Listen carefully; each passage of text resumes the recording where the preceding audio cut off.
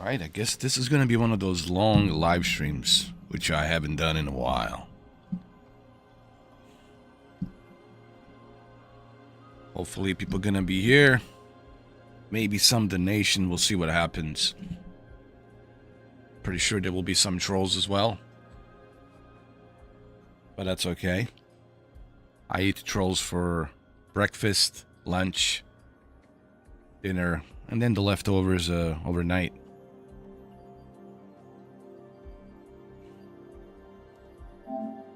Alright, Stellar Blade. Let's continue where we left off. Let's first look at some of the screenshots that I took. Shall we?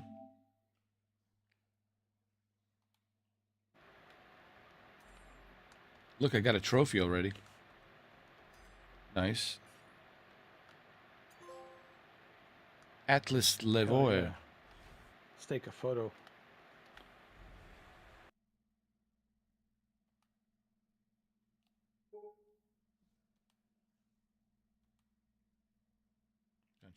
Got a bunch of photos, dude.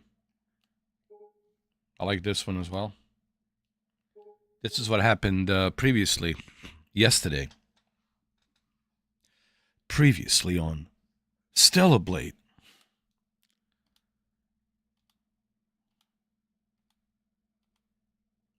So where would I put Stellar Blade? I would put Stellar Blade somewhere between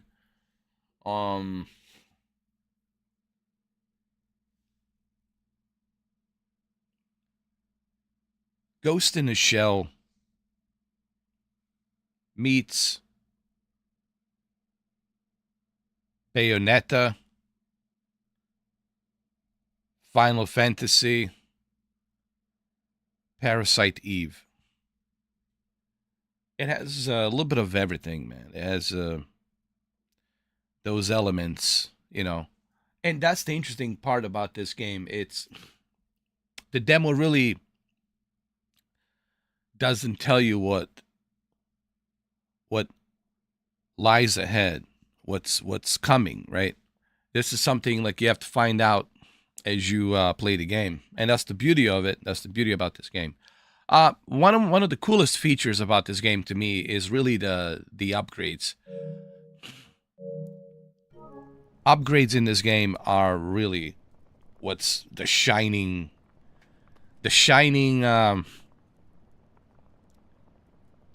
statue on that hill, if you will. It's the amount of upgrades and stuff you can customize and change the outfit, change the hairstyle. Like, you can customize her any which way you want. Same goes for the other two characters, Lily and Adam. And that's one of the exciting features about this game that gives you a replay value, right? It's the upgrades. Story's good. Story, it's your typical, you know, like Japanese anime, Final Fantasy type story. You know, there's these aliens and they destroy the Earth, kind of. So your job is to fight back and destroy these Nativas, and you have to do it through her. She's the savior. It has that Final Fantasy, typical Japanese anime, Final Fantasy type, you know, Japanese role-playing type game formula, which is great. No problem with that, right? If it ain't broke, why fix it? And then you have a little bit of Bayonetta mixed with Ghost in the Shell with bunch of upgrades. As far as like provocative stuff, I really haven't seen anything that is like too provocative in this game. Honestly, I think if you want the provocative game, then you gotta play Baldur's Gate. Baldur's Gate is the most provocative. I mean, Baldur's Gate, it's like should be like a triple X game. Honestly, if you guys never played Baldur's Gate, and I did see some videos, man, holy shit. Dude, that game belongs like on a Pornhub at this point, bro. I don't even know if Pornhub would like accept that game because there's bestiality, bro. bestiality in that freaking game. And that game, it's the game of the year. It won the award. And there's all this freaking, provocative, perverted shit that's in there, man. And that shit won game of the year? Go figure. I don't know, Anthony. They're still doing the blood test. They can't figure out what's going on. I went to another lab to do more extensive blood work, which will take about 2 weeks for them to thoroughly check everything. They did a heart scan. They couldn't find nothing on a heart scan. They did a CAT scan on my brain. They did everything. They can't figure out what's going on. But that's why I went to this other lab to do that's my doctor sent me to this other lab to do some more extensive blood research, so that way they can see if maybe they missed something. Because these other labs, they're kind of fly by night. They do it really fast. But this other lab that's in Miami, it's more extensive. It's more expensive, but it's also more extensive. But my insurance covers it, so I'll just have to wait a couple of weeks, 14 days, till I get the results, and then I'll have to see my doctor again, and then we'll take it from there. But no one has any clue why I pass out. Nobody knows. It hasn't happened yesterday. That's good. But see, that's the thing. You don't know when it can happen. It can happen at any given time. So it's kind of like a wait and see type of a deal. My only problem is I don't want to drive my car. I've been using an Uber because I don't want to take that risk, because I don't know when it might happen, when I might have that episode, right? And the least I want to do right now is like go behind the wheel and then, pass out, God forbid, right? So I'm not taking that risk. I'm just taking an Uber. And it's costing me a lot of money, but shit, man, I'd rather pay than, God forbid, right? I don't know. It's just so weird.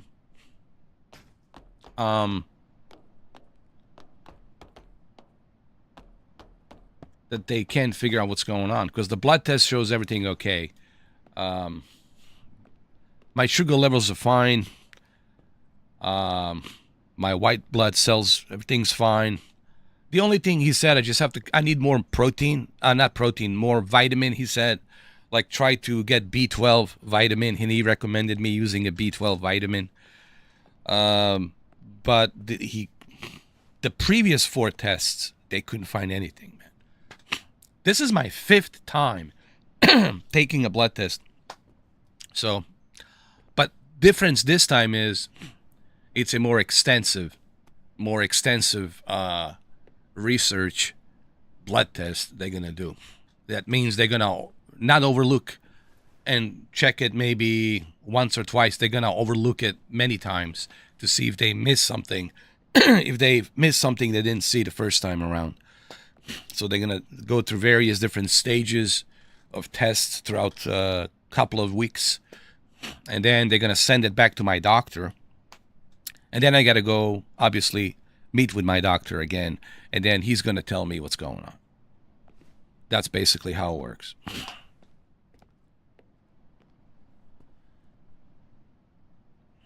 No, I'm good. I do have blood pressure pills. I take them every night. Like around 7 o'clock. So my blood pressure is good, man. My blood pressure, it's like the last time I measured it was 127. 127, 87, 76. 127, 87, 76. Sometimes drops down to 118 to 77, 73. Which is fine, but it doesn't go below 100. That's the good news. It stays within that 120 bracket. It doesn't go lower and doesn't go higher. It stays within that bracket. So that's the good news. So my blood pressure is where it needs to be. The funny thing is, when I was doing a heart scan, and this nurse that was operating the machine and everything, at one point She made it was a joke. She made a joke. She said, "Oh my God, how are you still breathing? The heart scan doesn't even show your heartbeat." But she was joking. It was actually the machine that had a malfunction. But I don't know if I found that kind of funny, to be honest with you. I was like, okay. But I guess she was trying to cheer me up, dude. So I get it. She was just trying to cheer me up a little bit. But I guess it was funny, I guess. I don't know. And I said, well, I'm still talking to you, so I guess I'm not dead yet. There was a malfunction. For a minute, it couldn't read the heartbeat. For 10 seconds, it couldn't read a heartbeat. So it's like, are you still alive? Are you still breathing? It was just a malfunction. She had to reset the machine. What you call the EKG or whatever they call that, the heart scan machine. So she had to reset the machine again, and she did it, and it finally started reading the heartbeat rate and all that properly. So she was just trying to cheer me up, man. I appreciate that. I guess it was funny, I guess. But at that time, I didn't find it funny because I was really not in a good mood because I was I'm worrying and shit. I'm I don't know what's going on. What the hell's going on with me? What's the deal? But I guess she was trying to cheer me up. So,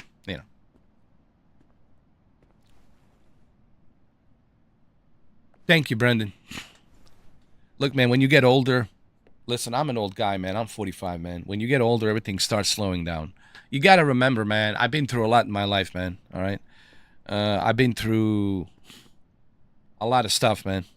Not to mention that war that I had to go through in early 90s. Then I had bounced off throughout Europe as a refugee, and then finally I got my visa from my aunt in late 90s to come to America. And even when I came here to America, I was struggling.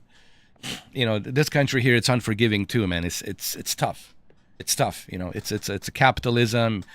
It's a dog eats dog. It's very freaking tough, man. And it's very unforgiving if you fail.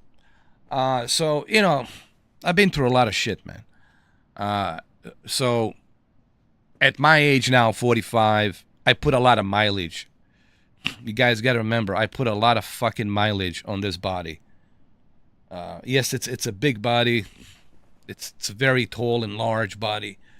It's a Sasquatch type of a body, but I put a lot of mileage on this fucker. So you got to remember that, You know what I mean? If I came from some royal family and I was fed a golden spoon and everything was hunky-dory, then maybe I would be in much better shape. But you guys have to remember where I'm coming from. See, a lot of you guys don't know my past. You don't know the kind of shit I've been through. So you only know me from Facebook and you know me from this. And whatever you read on the Facebook, whatever you read from. But you don't know me personally. You don't know my fucking life story and what I've been through. So you guys have to keep that shit in mind. And I don't talk about it because I don't think people will give a shit. Everybody's got their own life. Everybody's dealing with their own shit. And they're not going to care about some guy wearing a tailor-made hat. Actually, I got this when I was I was invited at this country club where they play golf and shit. So I was there. It said, why don't you try playing golf? I said, I couldn't, man. Let me tell you something. I suck at playing golf. I just suck, dude. But at least I tried it, and I failed miserably, dude. I couldn't even get a triple bogey, dude. I couldn't get nothing going. I just don't have that,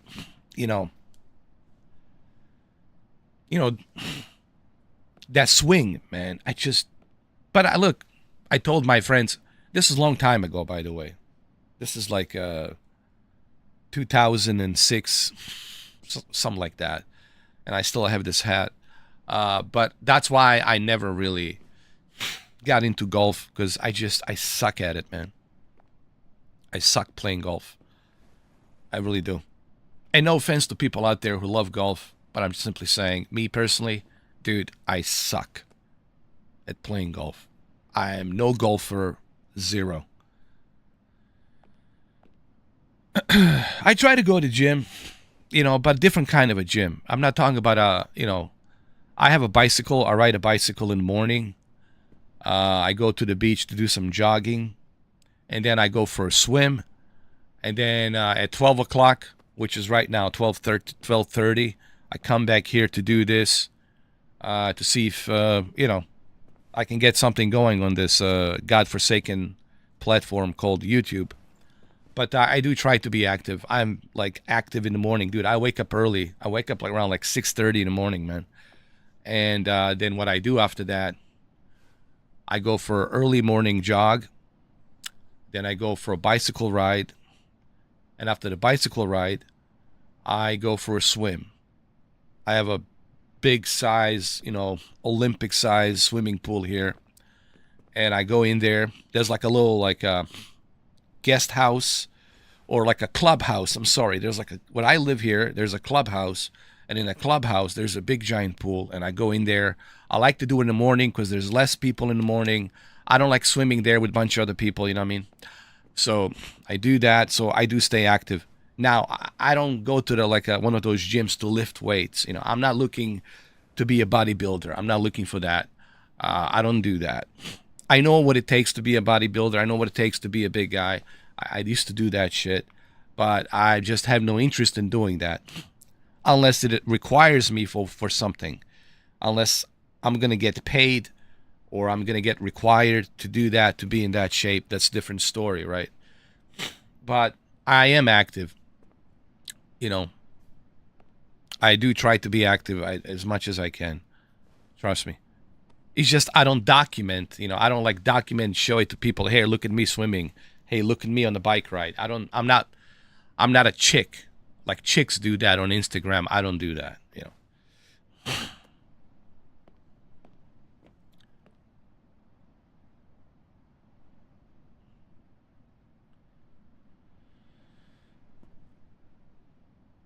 Well, yeah, look, man, I always try to stay positive. You know what I mean? But I also try to be realistic, Anthony. You know what I mean? I get it. I know. It's a roll of a dice. We're all given a different roll of a dice in this life. My life will be different than yours. His life will be different than his or hers. I get that. I understand that. And it's a different perspectives, But I also try to be realistic, Realistic is like, you know what? There's a pretty good chance, I might not make it next year or the year after. There's a pretty good chance I'm not going to be here for far too long, right? I accept that. Like, I accept the fact that I could be gone in any given time. And I'm okay. Here's the thing. I'm not afraid of dying, man. I accept it. I'm okay with it, man. I've been through so much in my life. I've done a lot of things to last me a lifetime, from everything that I have done in the past. And I've been around the world, man. I've been in different places. I had opportunity to meet all kinds of different people, and I'm grateful for that, man. I'm grateful for all the experiences that I had in my life, man. I don't want people to think that I'm not grateful for what I have been through in my life. Do I have regrets? Of course, there's regrets. I have many regrets, but that's life, There's nothing I can do about that. It is what it is. I'm not a perfect person, nor am I ever going to be a perfect person. I'm just a human, but I don't really think about the regrets too much, because I don't have time for that, to think about that. People have their opinions about me. That's their right. They can have their opinions about me. It's not my business. It's their business, but it doesn't affect me. I know who I am. I know what I am. And I don't need to, justify myself or validate myself to anybody. But in terms of a life in general, I'm not not afraid to die, man. I'm okay with that. If the time comes for me tomorrow, and the man upstairs decides to pull the plug on me, man, I'm okay with it. The only thing I ask is don't make me suffer in some unimaginable way. Make it quick and fast. That's all I ask of the guy upstairs. Just make it quick and fast. Don't make me suffer, dude. That's all I ask. You know. And I mean, what I mean by that is like, don't make me suffer for like an hour and a half or some shit, and then I pass. Like, just make it quick and fast. Like split second, quick and fast. If it's gonna come down to that, I would just at one wish make it quick and fast. But I don't think about it, man. I take life one day at a time. One day at a time. I have plans. Like I think about certain things. Okay, I want to do this. I want to do that. Let's see how it goes. But I don't rely on my plans, guys. You see, I don't like dream about my plans. I don't like indulge myself into my plans where people are like, "Ooh, you're not gonna listen." This whole thing about manifestation, it's a bunch of horseshit. Yeah, you can try. You can imagine yourself being something. You can imagine yourself being successful, whatever, and this and that. But it's never going to work out the way you imagine it to work out. It's going to be something totally different. And then when you get disappointed, when you do fail, then it becomes even worse. So that's why I don't like manifestations. Like, oh, I manifest this. I'm going to imagine myself this, because it never really works that way, guys. Yes, you should have plans. You should have some sort of goals set in front of you as to where you want to go, which direction. You got to have a roadmap, right? Some sort of a roadmap to tell you where you want to go. But it never really works out that way. I know this from my experience. You know, I wanted to be a filmmaker. I went to a film school. I even have a diploma from the Art Institute to be a film director. Guess what? It never worked out. I wanted to be a lawyer, right?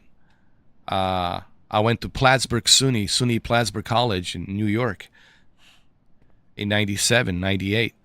It didn't work out because it was 10 years of my life to study, the law and statutes of law and go through all these different bars, and I just didn't work out. There's a lot of things I wanted to do. It never worked out. So sometimes things don't work out the way you imagine them to be, man.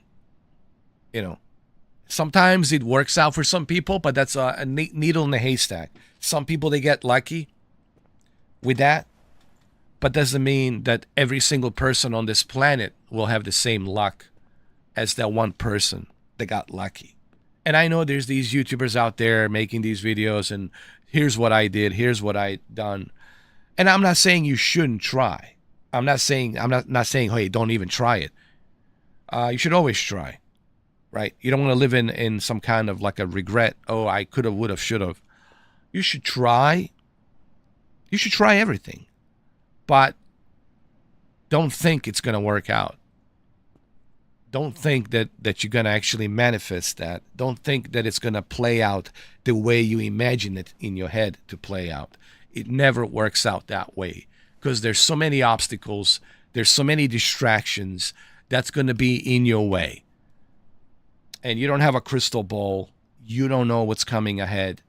I don't have a crystal ball. No one has a crystal ball. Everybody's just kind of like honestly talking out of their ass. Nobody really knows. People who tell you they know, they're full of shit. They might as well be sitting on a toilet all day long. They're FOS, full of shit. So what I'm simply saying is, I don't have a crystal ball. I can't tell you. I mean, I can hope and pray and hope that everything works out well, but I can't guarantee you that 100%. There's no guarantees, man, in this life. You never know, man. You never know what's going to happen tomorrow, what's going to happen the day after, a week after, wrong place, wrong time.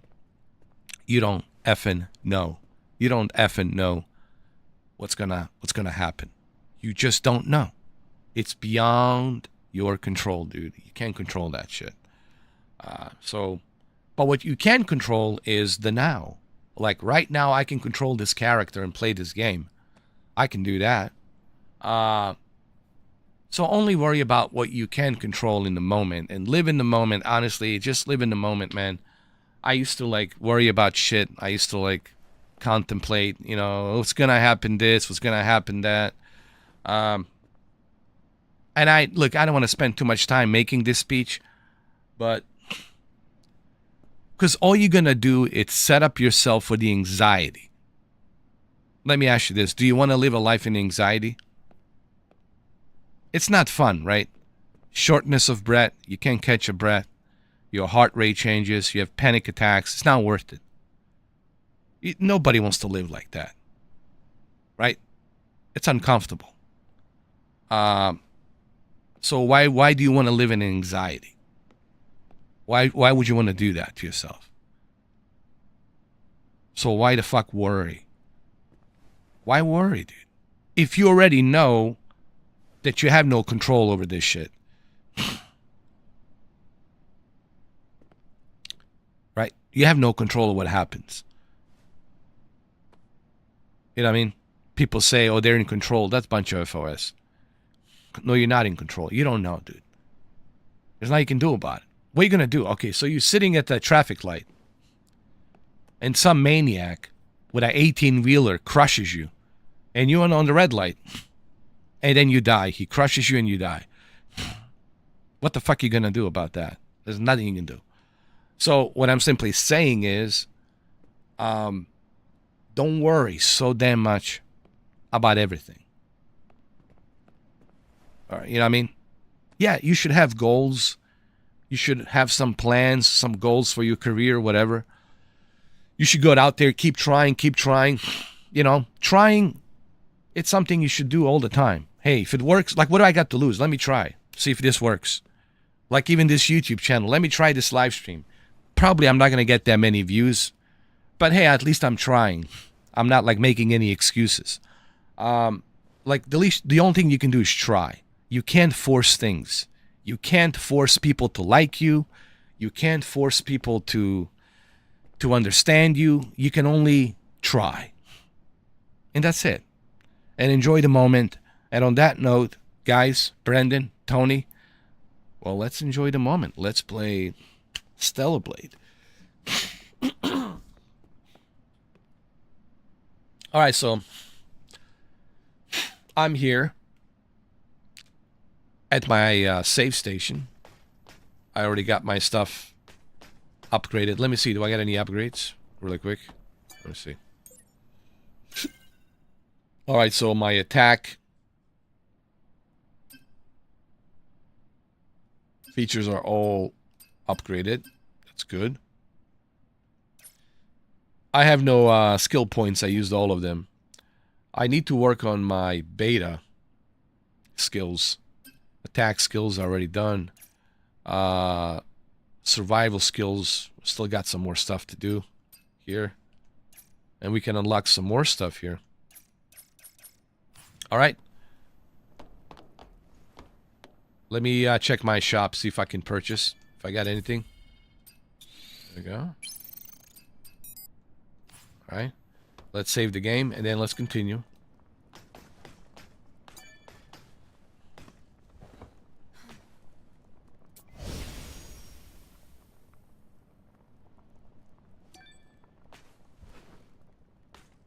Oh, I didn't know you and Holly are exclusive. When did that happen? Are you just saying that?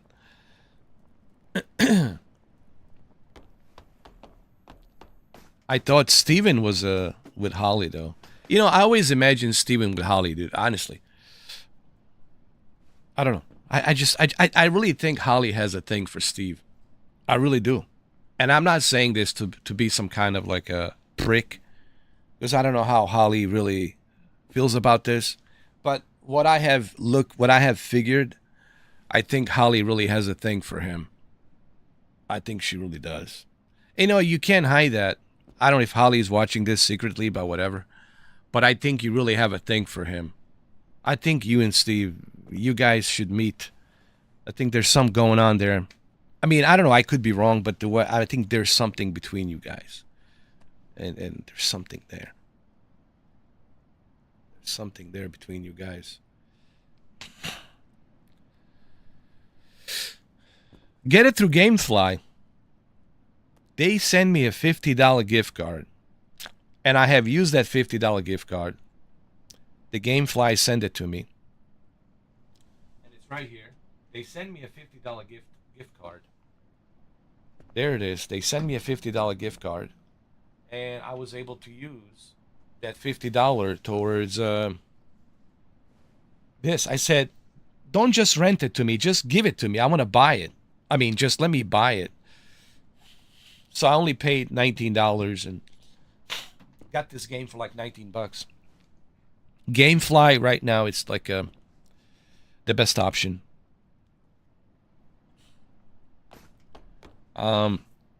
Honestly,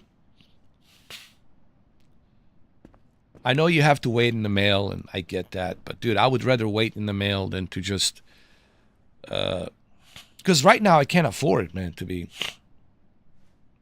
be buying these games, dude. I just can't. They're too freaking expensive, man.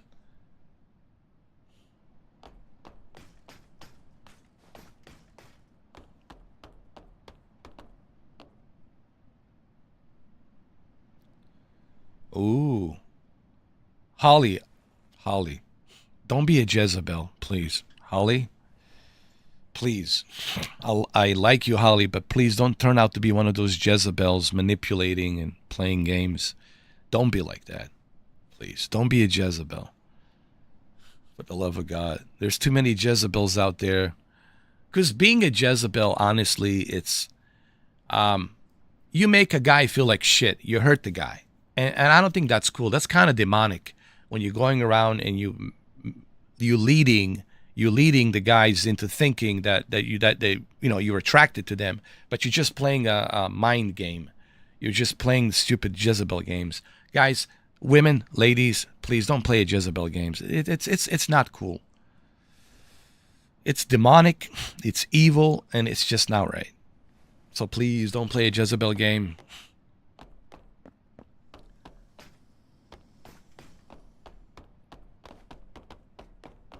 A lot of that shit going around. Some guys might be into that shit, and I'm not, bro. With me, a woman has to be 100% honest, transparent, honest, no BS. You got to be real. That's it. You got to open your closets. You got to let me see what's inside your closet. Or maybe a storage room, whatever you have. I don't know. But a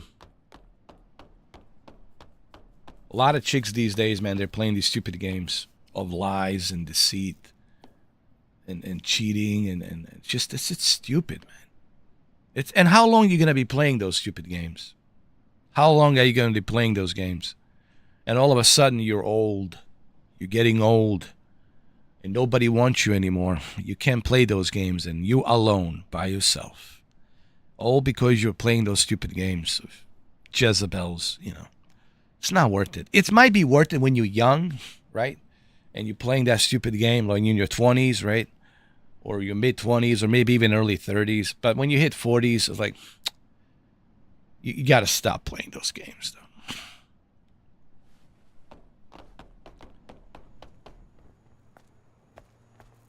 I already got plenty of mods. I'm good, Brendan, man. I'm fine. I already got shit tons of mods. I'm good, man.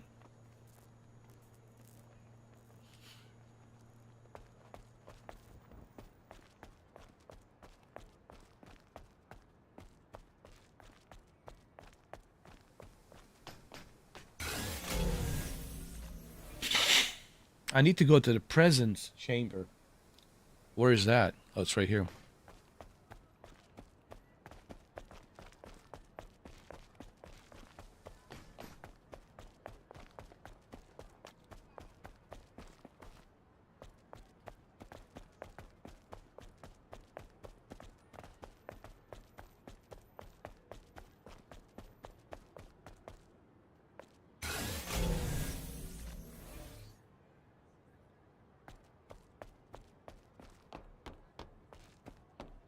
Oh, that's right.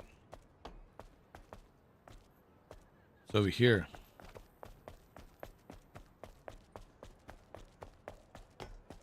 Yep.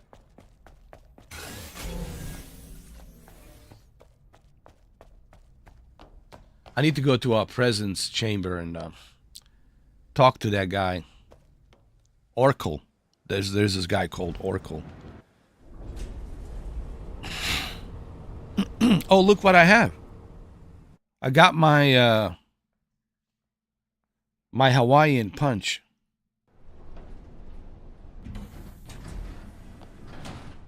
The best shit ever, man. I put some B12 vitamin in this thing, by the way. Put a B12. Put some vitamin C, vitamin D. But majority of my vitamins is B12. This is like a B12 cocktail right here, man. Mixed with the Hawaiian punch. And that's what I've been told to do. So how you doing, Brenda, man? I heard your YouTube channel got shut down or something, man. What happened, bro?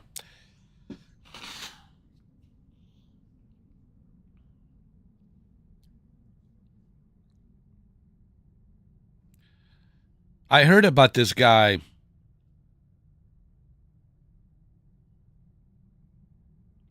Who's that guy that's a Tesla friend that came in to shit on my channel? Fuck, forgot his name, dude.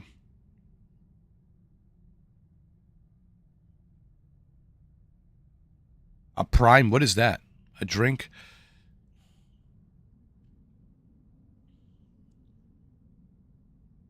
Oh, Edgy Gamer. Yeah. I heard about this Edgy Gamer. Like, he's been sending his goons to my channel. But clearly it didn't work out. I have embarrassed his ass. I humiliated his ass. Yeah, Edgy Gamer.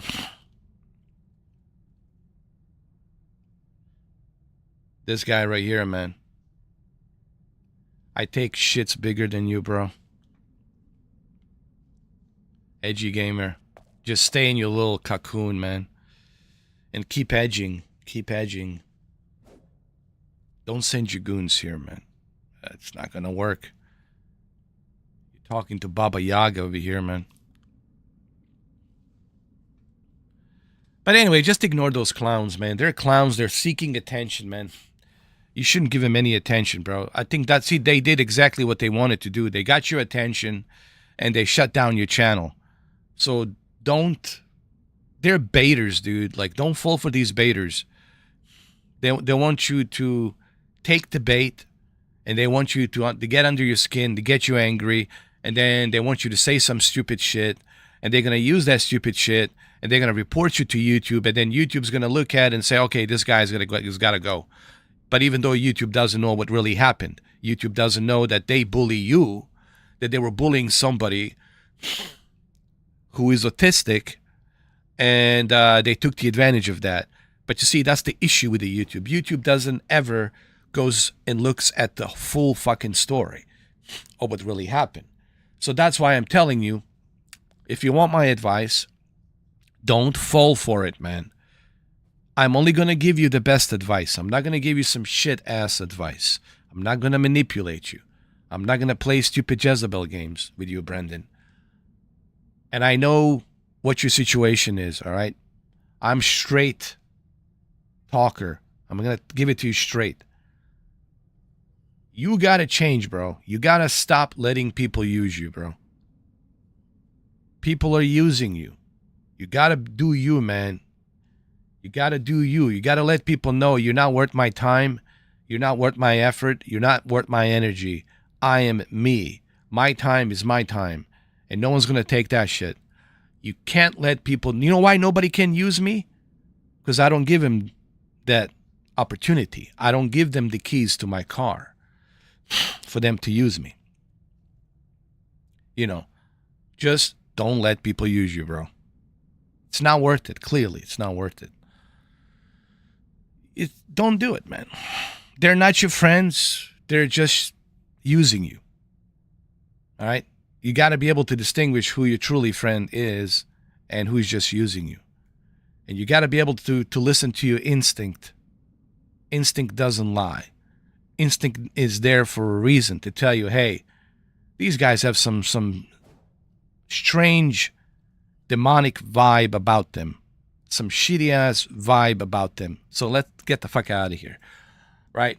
Choose whom you waste your time with. Same thing with women. I'm not going to waste my time talking to some chick if she's playing some stupid games or playing some manipulative games with me. No, I ain't wasting my time on that shit. Same thing with people, with friends. I don't waste my time with people who don't contribute nothing to my time. I know how it might sound kind of selfish, but yeah, it's my time, my life, and it's not free. If people want to be part of my life, well, they're going to have to pay the piper. They're going to have to understand, if you're going to be part of my life, you got to go by my rules. You have to understand my rules. And if you can't obey and respect my rules in my own life, then I got to cut you out of my life. I got to cut you out of there. I got to kick you off the side on the curve. You got to learn this shit. You got to learn it quick, man. Because people will run you over. They're going to use you. People lie. They cheat. They steal. They deceive. They do all of these fucking things. And when they see a guy like you that they can easily manipulate, they will take advantage of that. So don't fall for that shit, man. And I'm not here to tell. I'm not your father. I'm not your tutor. I'm not your uncle. But as a colleague, friend, I want to give you the best advice. And this goes for everybody. It's not just for you. It's not just for Anthony. It's not just for other people, but it's really for everybody who's watching this. Everybody who's watching this, don't make that mistake, man. Don't fall for that shit. You got to be able to see what's behind that smile, that fake ass smile. You got to be able to see their intention. Everyone has an intent. Why they're talking to you. What is their angle? What they're trying to achieve. Why are they here? What is their purpose? These are the questions you always have to ask when somebody's talking to you. Like, why is this motherfucker talking to me? What does he want from me? Clearly, he has some kind of angle. He's doing something. When a hot chick approaches you and she's being so nice to you, I'm like, why is this hot chick talking to me?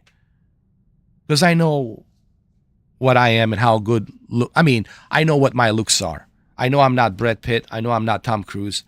So why is this hot chick talking to me? What's the angle here? What does she want? What is she working?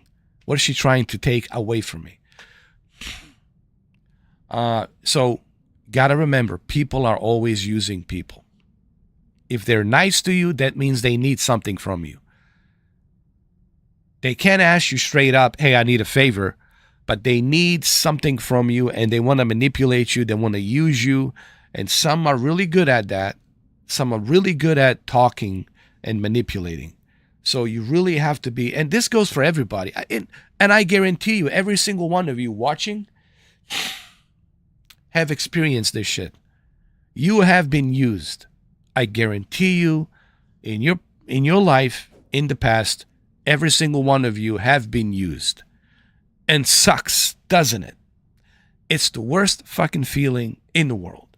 Knowing you've been used and your time has been freaking wasted and you invested all this time on these individuals for nothing. That's the worst fucking feeling to have. So learn from your mistakes. I learned from my mistakes. I learned it the hard way. See, the best way to learn, my friends, is the hard way. The only way you learn is the hard way. You're never going to learn it by listening to me, or if I give you some advice. You're going to learn it when it happens to you. But you should learn from it. Don't make the same mistakes, man. That's all I keep telling people. Learn. Yes, you're going to make some new mistakes along the way, but don't make repetition of the old mistakes. That's the point here. If you continue to make repetition of the old mistakes, then how are you going to evolve? How are you going to move? How are you going to push through to evolve to be this better person, smarter person, to be this person you want to be a man, to say, I'm a fucking man now. No one can fuck around with me. I know all these stupid tricks. I've been around. I get it. Once you have that, women can sense that. The guys can sense that. And they will refuse to fuck with you because they know, oh, this guy cannot be fucked with. This guy's been around.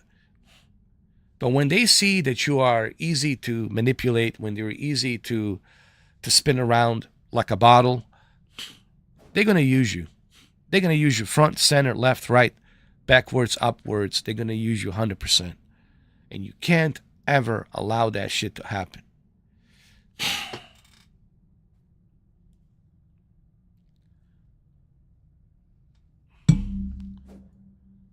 Some people, there's no help. He's a narcissist. When you are a narcissist, there is no help.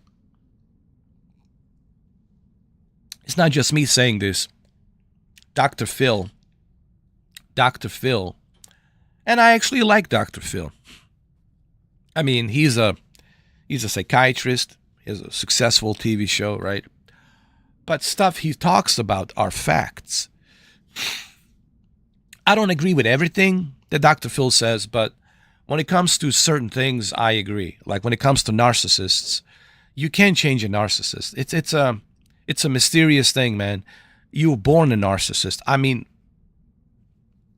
I think some people are just born narcissists. It's in your blood. It's in your DNA. You can't get rid of it. You were born a narcissist, and that's it. And don't ever try to change a narcissist. All you can do with a narcissist is ignore. Silent treatment. Don't waste your oxygen. Don't waste your energy. Silent treatment. It's like Dr. Phil says. Silent treatment, just ignore, man. Don't waste your breath. Don't waste your oxygen. Just ignore. So if you want to have Neo Tesla to leave you alone, do what I do. Ignore. Don't reply to his messages. Don't reply to his videos. Ignore. Ignore. Learn to ignore. And come back to me a few months from now. Let me know how it goes. You gotta learn to ignore, guys. It took me a while to understand this too. See, I'm not sitting here acting like some kind of a messiah holier than thou. I learned this in my own skin.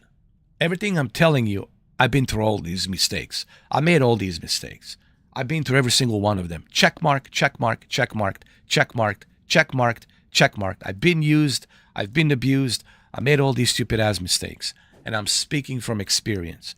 So when I give you these advices, I'm not trying to be a dick. I'm not trying to be some bad guy for giving you good advice. I'm giving this good advice to everybody so that way I can help you. Because you want to be happy, right? You don't want to live a shitty life, right? You don't want to wake up and feel like shit. You don't want to go to bed and feel like shit and have sleepless nights. You don't want anxiety, right? You want to feel happy, right? You want to have a good life. And that's all I'm saying. Stay away from toxic people. Yes, unfortunately, they exist. They're among us. They're out there. You just got to learn how to avoid them. You got to learn how to ignore them. And that's it, man. That's all you got to do. And I hope that this 50-minute speech. 50-minute speech. I'll tell you what, you guys can cut this out. You have my permission. Brandon, Anthony, whoever's watching, you have my permission. You can cut this 50 minutes and you can put it out there. You can talk about it. You can, share it, put it out there. All I ask in return, just make sure you let them know it's Mr. 4K Upscaler. But you can use it. You can monetize it. I don't care. You have my permission. publicly you have my permission. Because maybe this will help. This 50 minutes, maybe you can cut some stuff out if you want and edit. But I think this could help. What I just said here, I think if people hear this, people who are struggling and who are depressed and who are dealing with depression, going through all this shit, maybe them hearing me say this, maybe this will help them in some way. Maybe this is something they needed to hear. Somebody out there who's struggling right now in anxiety, maybe this is something they needed to hear. So I know we're going to play a video game, and I know I'm going to focus on that, but, sometimes talking about this can help. And when we used to do podcasts, I cannot tell you how many people would message me and say, hey, man, I like that podcast. It really helped me. It helped. People would tell me, they would send messages and say, man, I really enjoyed you guys talking about this, and that. It really kind of helped me out. Talking about things is good. Hiding things inside, it's not good. Because hiding stuff inside only builds up and builds up and builds up and builds up. And you don't want to feel that way. You don't want to be in that situation. You want to be able to express what you're feeling here, put it out there, express it, and let people know what's in here, what's there. And yeah, you should only trust your mom. Your mom will always care for you, man. She's your best friend. I mean, she gave birth to you. She carried you in your womb, all of us, for 9 months, man. So you can always trust your mom. She will only want the best for you. She will never want the worst for you. So we have to respect our mothers, man. They do a lot of stuff for us, and they worry, they care, Okay, let's continue.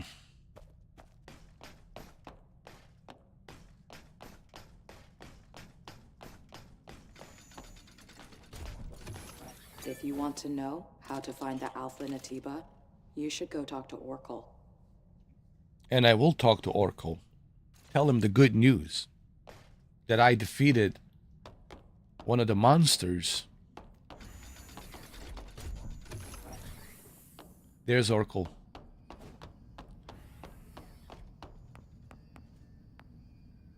Okay, Brandon, not a problem. Take your time, man. I'll be here. I'm not going anywhere.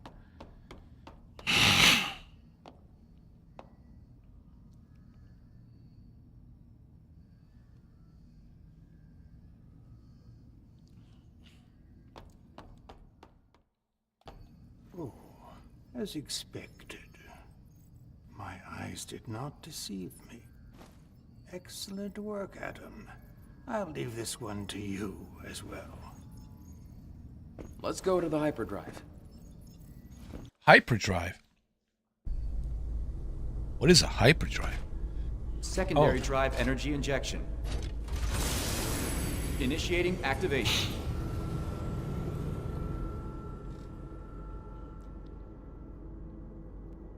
Whoa! It looks brighter now. Yes. What we're doing is really worth it.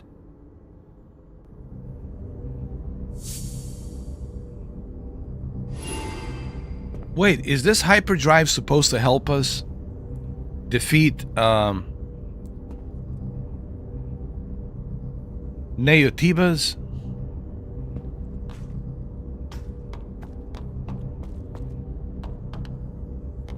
Maybe. Maybe this hyperdrive is supposed to help us defeat Nativas. Let me find out. Let me ask this guy.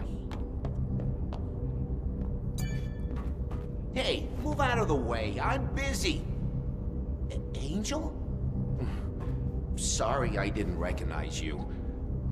I'm definitely an ungrateful one. All right, so what do we do now?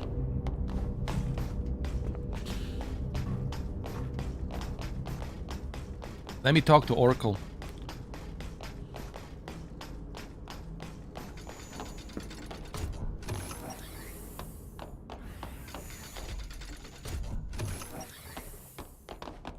See what he has to say.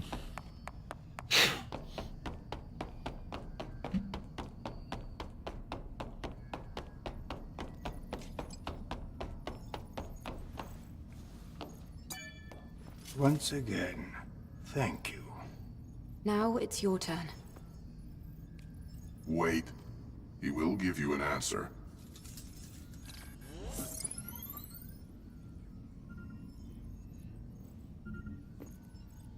There's a sewage treatment facility and a train graveyard in the old city center. I am detecting the frequencies of an Alpha Nativa coming from Matrix 11. Matrix 11. I will forward the map data to the tetrapod. It will guide you as you attempt to travel to the Alpha Nativa's location. Thanks for helping us. It means a lot. None of this can compare to all that you have done for Zion, I assure you.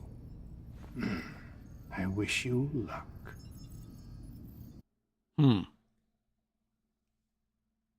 Matrix 11.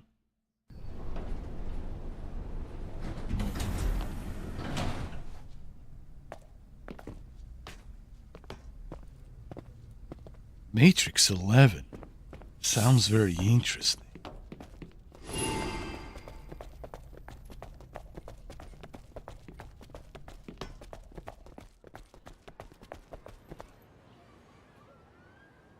The town seems different. I see more people, more signs. I told you, what we've accomplished has been well worth it. I don't think we'll be catching any more sideways glances. Well, that's great to hear. To be honest, I was getting a bit anxious. I'm heading over to the tetrapod. Why don't you take some time to enjoy the new scenery?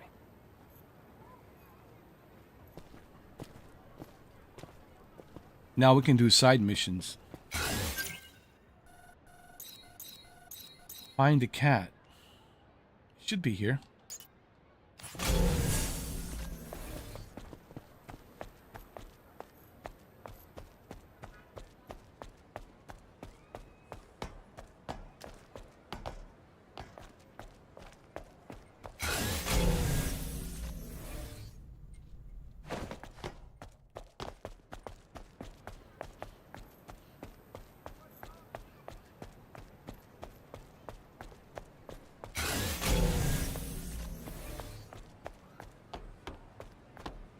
Oh, there's the cat.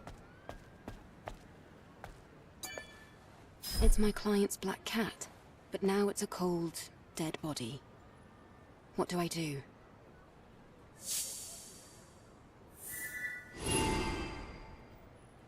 Well, I guess I have to tell her the bad news. Cat is gone.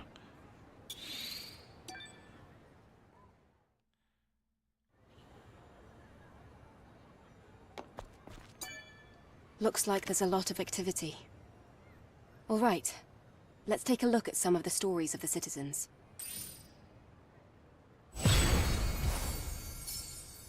Nice. Got 1,000 gold. Nice. Simple puzzle. Start tracking.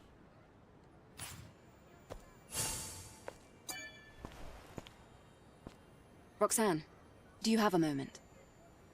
Of course. What brings such a cute angel fluttering on by today? I'd appreciate it if you stopped talking like that. Yes, yes.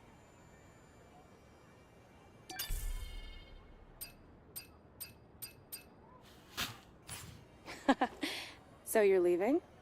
I had a good time. I wonder if our customer is as satisfied as I am. Let's leave it at that. Goodbye.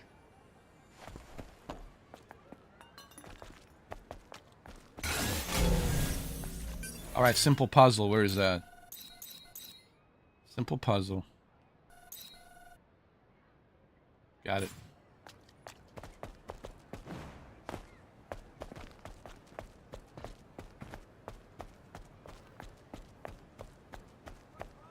This way, Angel.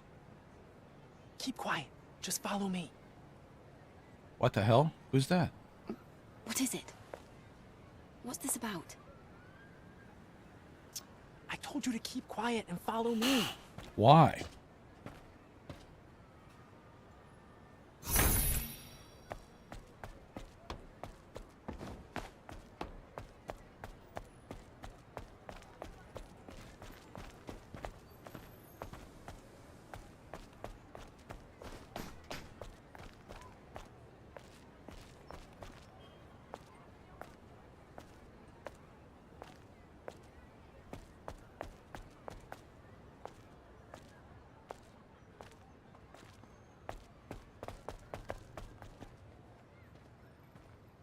hell?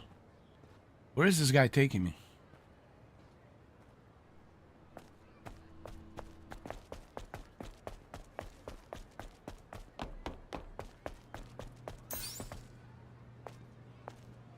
So, you brought me all the way here. What for? Hey, relax. I'm just the messenger. Take this. What? This is a terminal. What's the passcode? This device is locked with a quantum passcode. What do you expect me to do with it? You're asking the wrong person, Angel. I was just told to give you that terminal in secret. Good luck, then.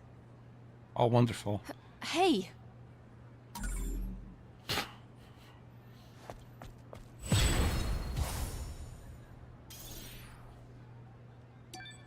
You see, when you do these side missions, you get even more SP points, skill points, and then you level up even more. Hey, what's up, Dominic? How you doing, man? How you been? How's the flight school going, man?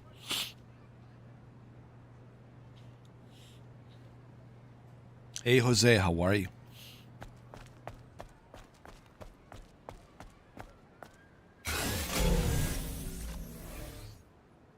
Simple puzzle, solve the puzzle.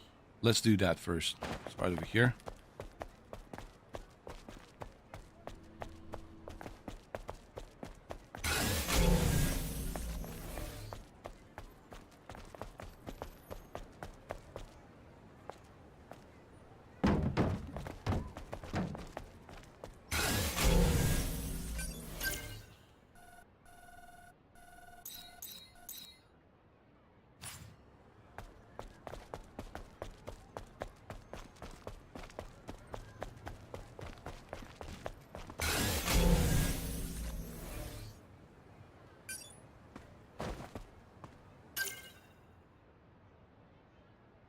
Go straight up.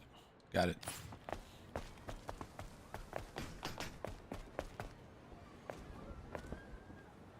Oh, that's cool, man. Keep it up, brother. Pretty soon you'll be flying a 737. I might need you to fly me, man.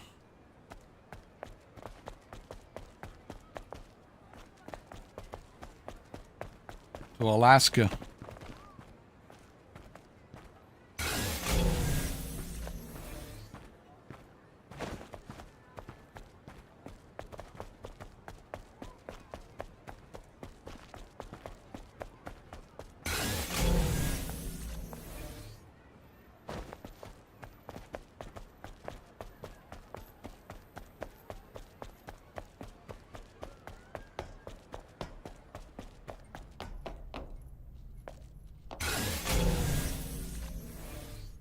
Simple puzzle. Where is this supposed to be? Simple puzzle. Is that what that is? Simple puzzle.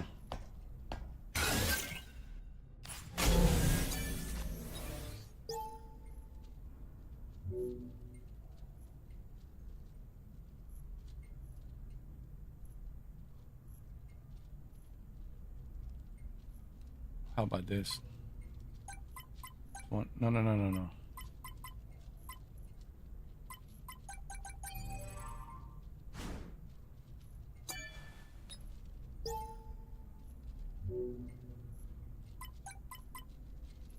$28,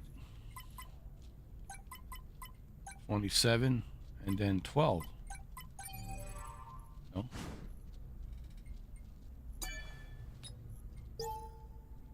I need to figure this out.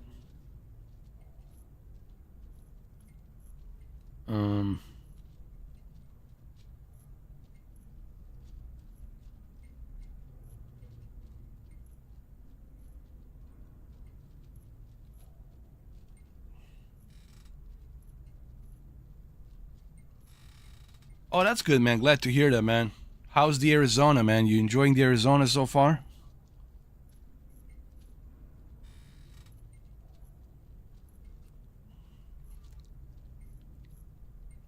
Well, let's not even talk about me.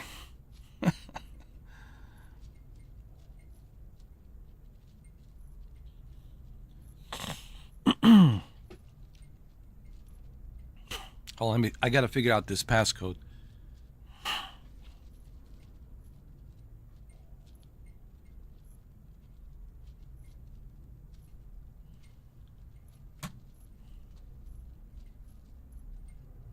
Oh, you got moved to a training base in Toronto. So more happy with that. Oh, that's cool, man.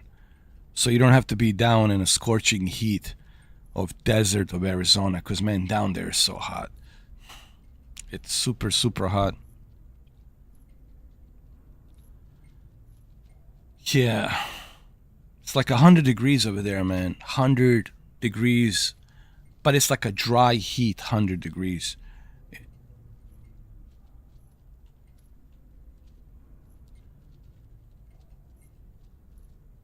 I need to figure this out. A simple puzzle.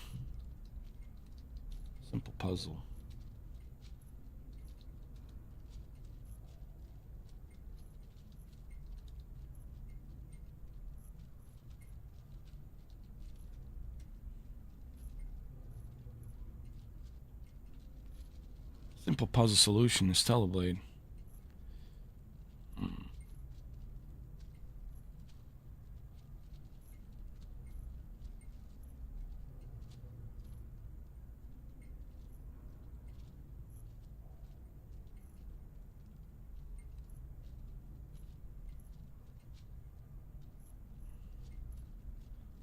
304272. 304272. 304272. 304272.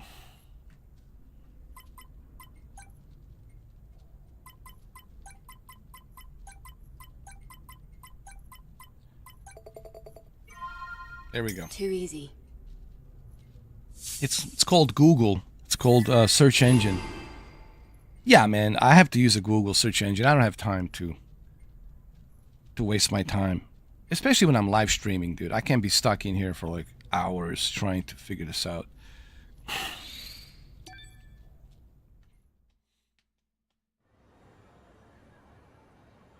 I'm glad everything's working out, man. I was about to say that there had to be a facility somewhere in Toronto for you to train. You know, because Arizona's far, man.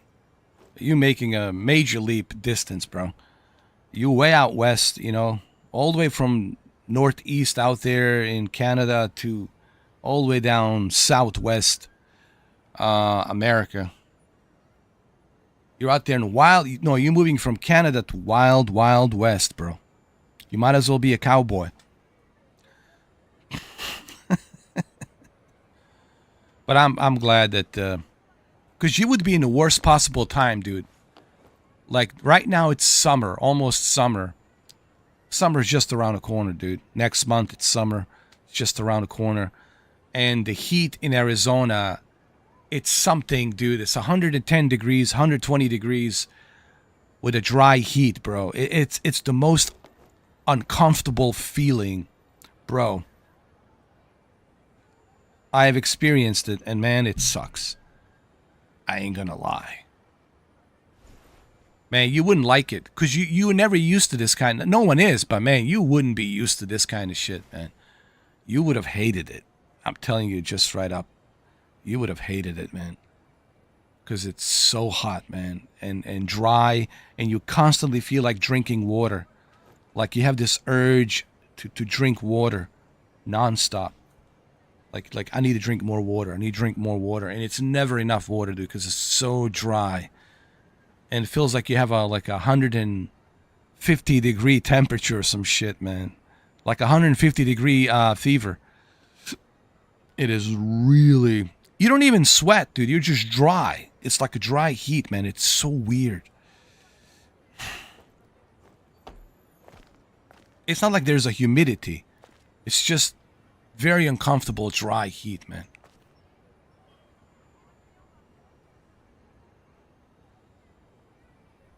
How do I know this? Because I've been to Tucson. I've been to Tucson, Arizona in June. Mid-June, bro. The worst possible time. Mid-June. Arizona, bro. Tucson. Whew. Man, oh man.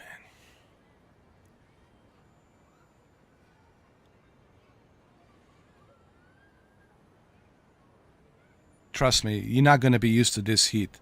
We're not talking like humidity, Florida heat.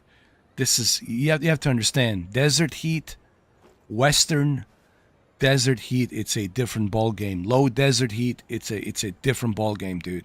Forget Miami, forget Florida. That's you're gonna sweat. You can jump in the pool, it's different. Dry heat, like Arizona, Nevada, New Mexico, even parts of California, Southern California, east part of Southern California. It's a different ball game, dude. You got to experience it, man, to understand what I'm talking about.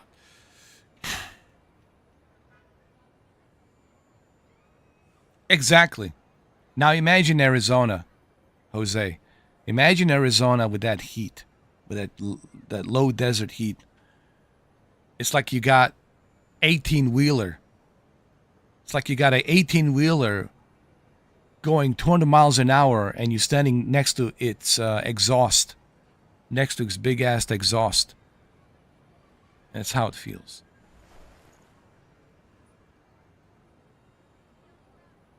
You're flying down to Vegas in June, so we'll feel the heat. Oh, yeah, but you're in Vegas. See, you got to remember. See, I always try to tell people this. I'm not trying to be rude. I'm not trying to be a prick about this. There's a difference, you being in a Vegas where there's so many places you can get cool off, hotels, casinos, walk into a casino, walk into a hotel, walk into some shopping center or whatever. You're in a city. You're in a Las Vegas strip, right?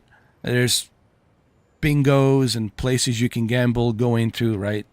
I'm talking about like a Henderson area up in Vegas. I'm talking about like out north of Vegas, south of Vegas. I'm talking about these small towns.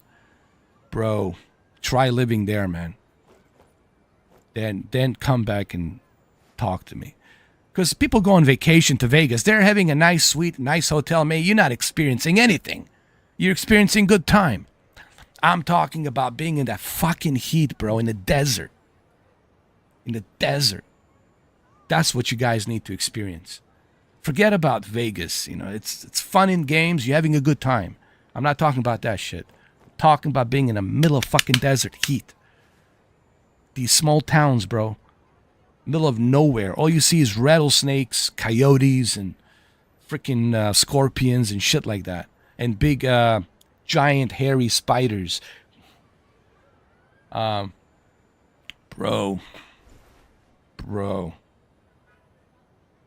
I know what I'm talking about. I've been there. 2006. And then I came back again to Tucson. I think I might have gone to Flagstaff. Me and my cousin went to Flagstaff and then went to Tucson. First we landed at Phoenix, and then we took a rental car and drove to Tucson, and then from Tucson went to Flagstaff. Bro.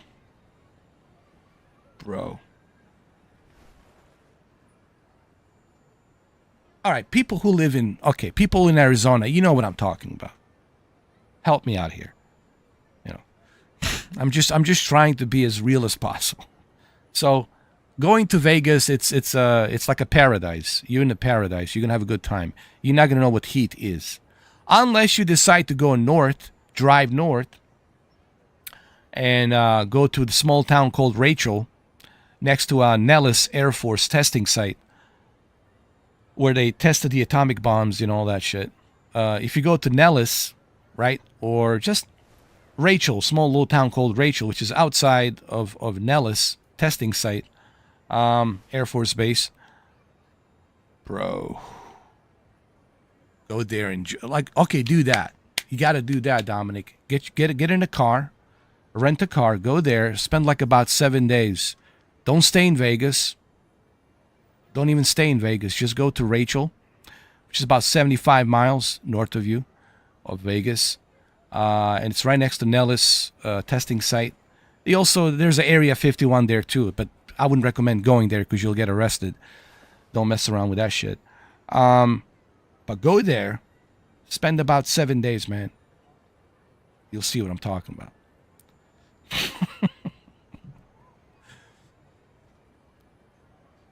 Because I want you guys to experience a real Western dry heat, bro. That's the real dry heat, man. You're gonna be thirsty, dude. You're gonna be drinking the water nonstop, man. You'll be like, you know how expensive the water is, dude? The water in Arizona, it's super expensive. The water in Nevada, super expensive. New Mexico, super expensive. The water, it's super expensive. So I'm telling you guys.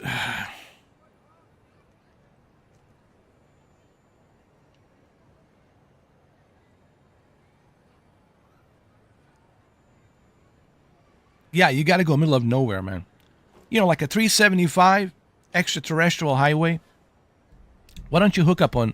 Don't go to 15th Interstate. 15th Interstate will take you to Los Angeles, to California. I would say go to 375 Interstate Highway. 375 Highway, it's called the Extraterrestrial Highway, will take you up to Nellis. Will take you up to a small town called Rachel. It's like, I don't know, like 300 people live there. Or something like that. I don't know. Maybe 300 people. Go there. Spend some time there. Listen, you're a young guy. Listen, you are young. All right. For me, it would be difficult because I'm 45, man. All right. But for you, you're a young buck. I think you're gonna. You should do it. You should check it out. Have a little adventure, man. Go out there and, have a good time, man. Yeah, I see I'm giving you some ideas what to do when you go to Vegas. Don't just blow your money on gambling and all bingo and all that shit. Or Texas Hold'em and, playing the slot machines. Right? Go outside Vegas. 375 highway. You know what? If you want to, you can take Interstate 15 and go down to that desert, Death Valley. Oh, all right. I'm challenging you right now. All right, that's it, Mr. Top Gun Maverick, young stud, young blood. I'm challenging you right now. Interstate 15. I want you to drive down to Death Valley. Yeah, you heard me. Death Valley, bro. And I want you to rent a car that it's all black. Don't rent a white car. I want the car to be all black. Black leather seats, all that shit's got to be black, pure black. Everything black, the dashboard black, leather seats black, everything black. And I want you to drive down to Death Valley. Test yourself. And only have one bottle of water. One bottle of water, bro. That's it. Nah, listen, don't do it, man, because, I don't want to be responsible for your conditions, I'm just joking, dude, but don't do it, man. Death Valley, man, it's like 130 degrees, bro. 130 degrees. Bro, you're going to think there's like a lake or something. You're going to manifest some buildings and stuff. You're going to think there's like a city in the distance, but it's not. It's going to be like a mirage. You're going to have that mirage effect or some shit. Don't do it, man. I did it. Listen, look. Do I have regrets? Yes. I regret jumping out of an airplane with a parachute. Even though I didn't jump in by myself, I had somebody attached to me. Or I was attached to somebody, I'm sorry. No, the chick was attached to me, behind me. And she tapped me on the shoulder and she pulled the parachute. Bro, I didn't have a good time. Yes, even though the chick, really hot chick, was behind me, attached to me. I get that. But didn't have a good time. It was too scary, bro. Too fucking scary. Yeah, it was scary, dude. I thought I was gonna die with a heart attack. I was like, that's it. I'm gonna die like this, and that's it. And even worse, when she pulled the parachute, I was like, oh fuck, that's it. Here we go. I'm going to heaven. I'm dead. I regret doing the skydiving.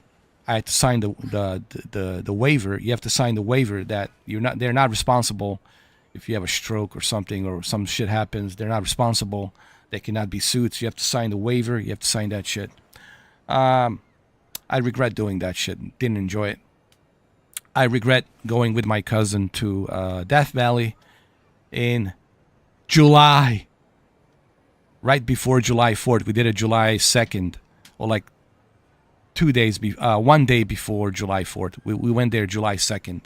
And then we went back to Vegas on July 4th to celebrate July 4th in Vegas. We were driving a Ford Expedition, bro. All black. We rented it. I rent a car. And it was a Ford Expedition with a Firestone tires, bro. Let me tell you, man. Death Valley, never again. Never again.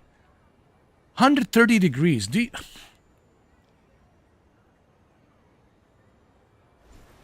It was the record-breaking heat ever that was measured on that July.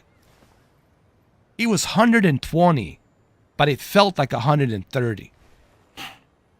And inside a car was like 150. Bro, I thought I was gonna die. I was breathing like a fish. Like small little breaths, you know. Like it felt like I was breathing on a fucking straw. Like on a little tiny straw, dude.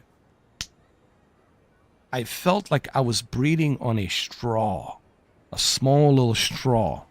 And my heart rate was doing this. Pop up, pop up, pop up, pop up, pop up, pop up. Fuck that shit, man. Yeah, so I regret going to Death Valley. I regret jumping, out of an airplane. I have a lot of regrets, actually. Fuck it. It's scary, man. Like, it's not fun. See, I hate doing shit that's not fun. See, people get excited by that shit. I don't, man. I get excited by having a good time. I want to feel that nirvana effect. I want to feel great, dude. That's to me when something is worth it. Going to Arizona, from Flagstaff to Tucson, right? It's 110 degrees, 115 degrees. In a little small town over there. That was not fun. Then we went to see that, graveyard of airplanes. We went to see that shit, and it was like 115 degrees. I went to see Tombstone, and they were showing us where, Wyatt Earp and all that, Doc Holliday, all that shit. They were showing us all these small, places where, the sheriff, Marshal, U.S. Marshal, Wyatt Earp used to roll around with Doc Holliday and all that shit. And it's fun, but man, it is so hot. But anyway, enough of talk about that. Oh, the bottom line is this. You can go to desert in January, in February, in March, and even right now in April, May. But man, come June, come July, come August, forget it, dude. Just forget it. There's certain times you can go to desert when it's cold, when it's nice and chilly, right? And some parts they even have snow, depending where you go. But during the June, July, hell no. Hell no. All right, Dominic. Thank you for stopping by, man. And I'm glad that you didn't have to go to Arizona, man. To experience the heat. The real dry heat. A bulletin board? All right, then. Let's take a look at what's happening in Zion. You see, so I'm doing these side missions. And when you do these side missions, you get more gold. And the more gold you get, then you can use that gold to help you upgrade, to help you buy more stuff, to help you upgrade, right? So that's what keeps this game, besides the storyline, that's what keeps this game so appealing. That's what keeps this game so intriguing, is the replay value. There's so much to do here. And when you finish the game, when you do finish it, you can start a new game called the New Game Plus, and you can start with all the unlockables, with all the upgrades, with all the costumes, with everything that you have unlocked, and you can start fresh with everything that you have from the first run. And you can start the second run on a higher difficulty, but now you're going to have more stuff. You're going to be more powerful. You're going to have more gadgets. You're going to have more, more abilities to fight the monsters more quicker and faster. And I think that's what keeps making this game even more intriguing, with a replay value. So you get a replay value with this game on top of that. So that's why I think this game is worth it, because you have that replay value.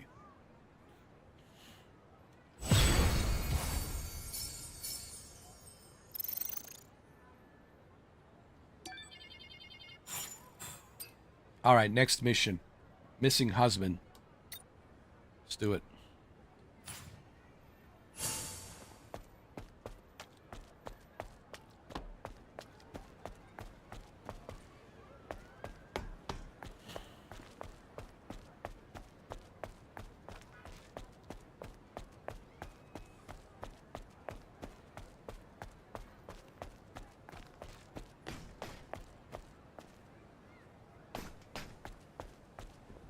You too, Dominic, man.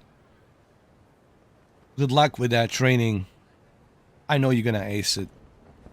I already know.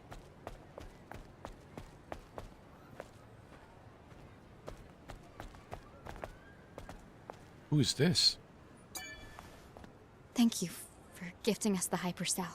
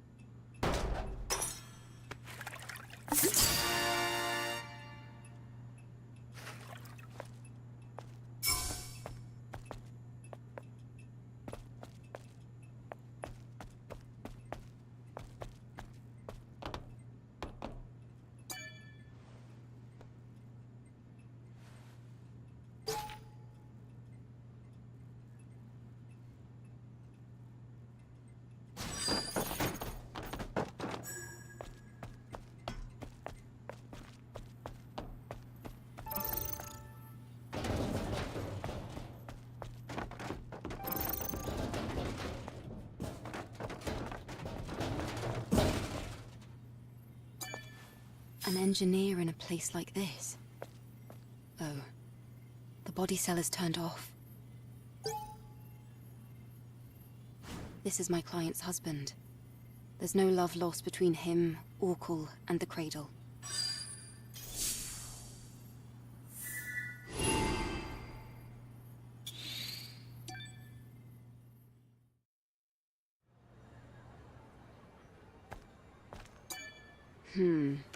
Retro.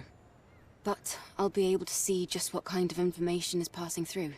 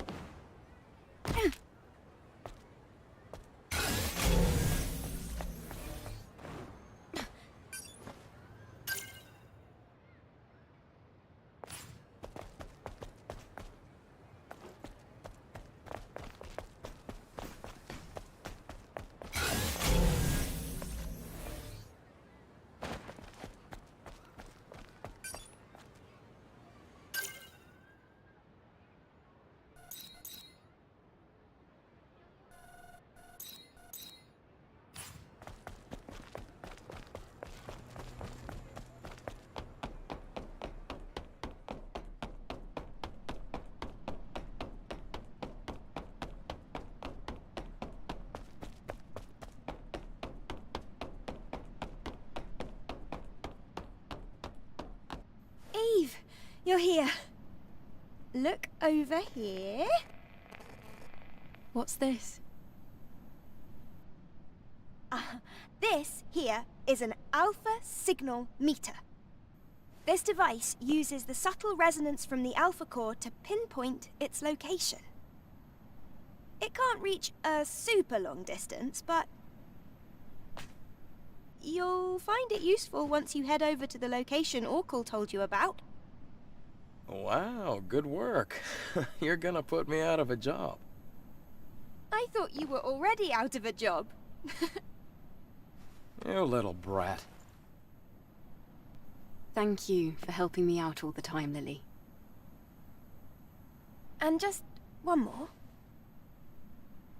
Can you turn around for me?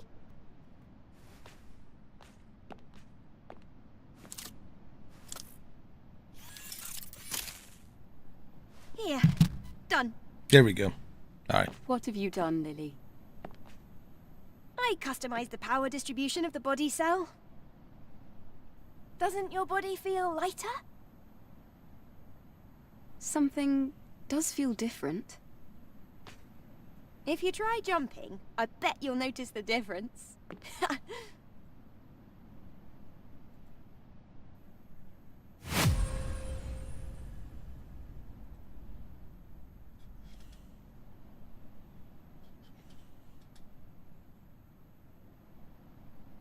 Try jumping. Let me see. Oh, I see. Okay.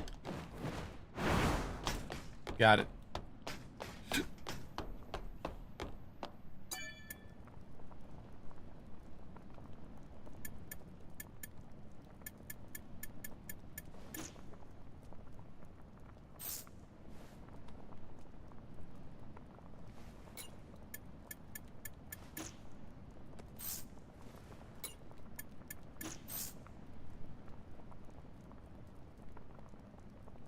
Once you collect all of the cans, then you get a reward. I got 1, 2, 3, 4. Only 4 of them.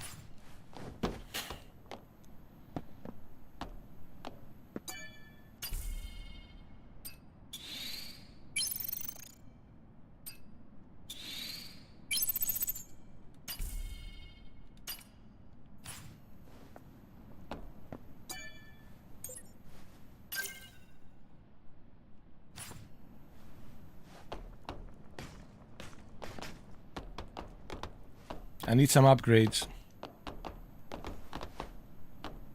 We'd better take the alpha signal meter over to the tetrapod before heading out to Matrix 11. Something need fixing?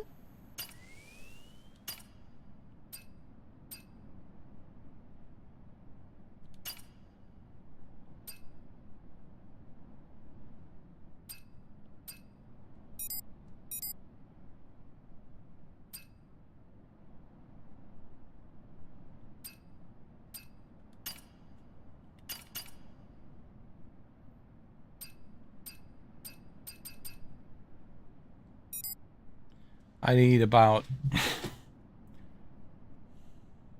let me see, 7 more extreme polymer materials. So 19, 20, 21, 22, 23, 24, 25. 7 more extreme polymer materials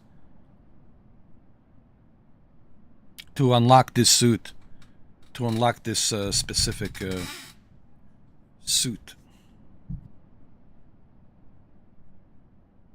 Yeah.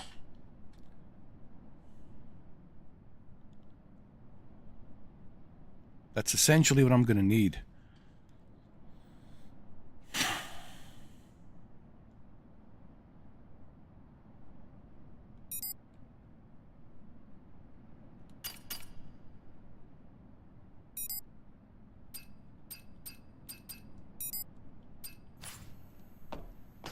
Let me save the game while we're here.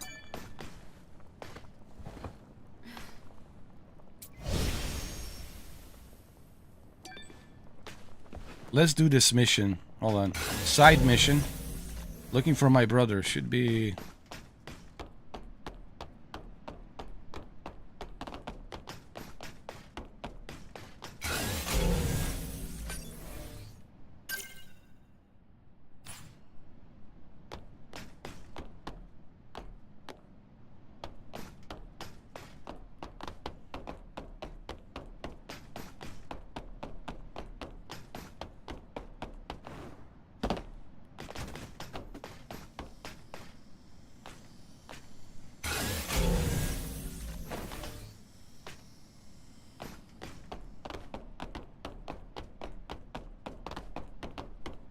Gotta be here.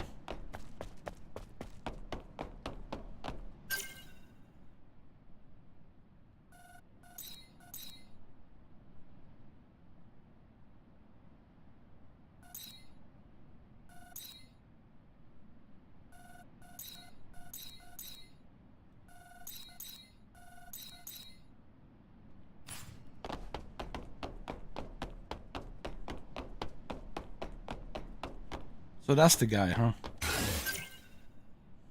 see.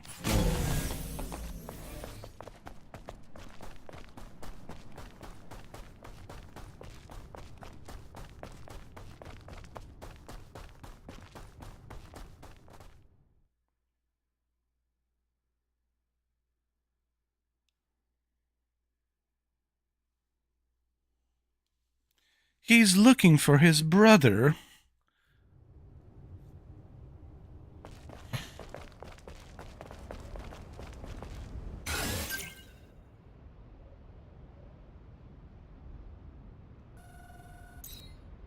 Ah, it's over here, dude.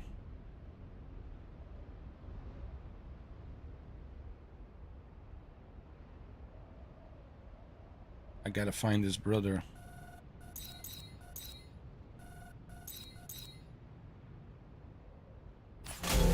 I guess I could do that.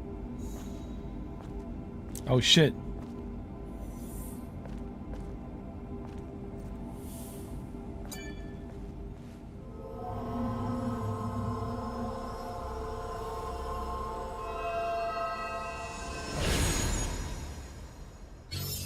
May your memories live on. Forever. Oh, that's another angel. Another angel that got killed.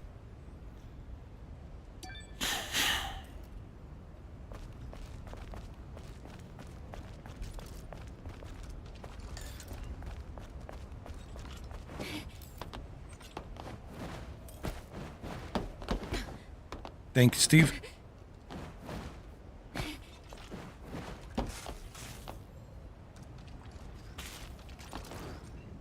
All right, so that's finished. Now we can go check out this other thing. This other thing over here. But first, let's save the game before we go there. Right? Let's save the game.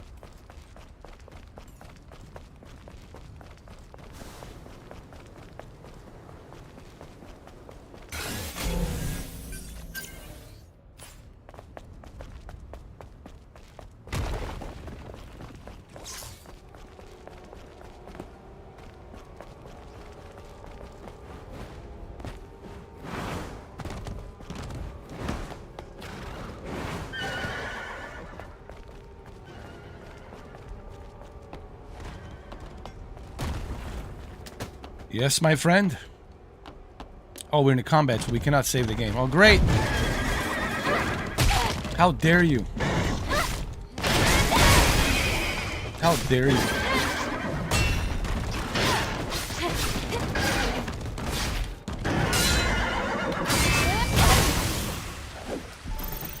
How dare you? Let's get some skill settings. Wait, you're in the VR? You're watching in a big screen in VR, or are you watching in a big screen like a big television?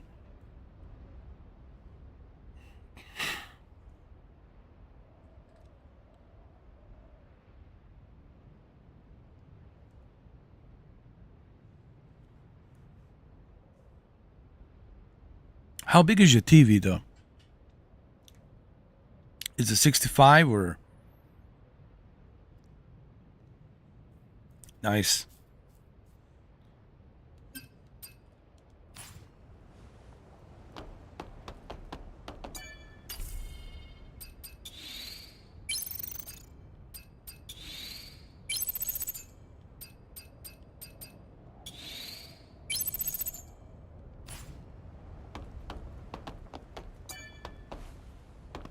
All right, save the game.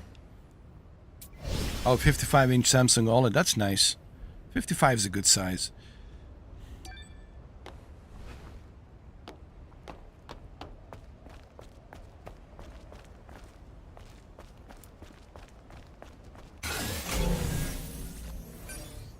All right, now that we have saved our game, we can go and go to this scrapyard location. You see, another thing that's really cool about this game is the fast travel. One of the problems that I always had with Dragon's Dogma 2 is the lack of fast travel. And I think that is something that Dragon's Dogma 2 just must have, man. They have to implement fast travel. Fast travel is the key to more enjoyable gameplay experience, right? Especially when you got a big world, open world, you know, you don't want to spend too much time just walking around, wasting time walking around. And that's what you do a lot in Dragon's Dogma. But the issue with Dragon's Dogma is you could die and lose everything and start from the last checkpoint while you're traveling. That's why I think they should have a fast travel in Dragon's Dogma 2, man. Like they do here.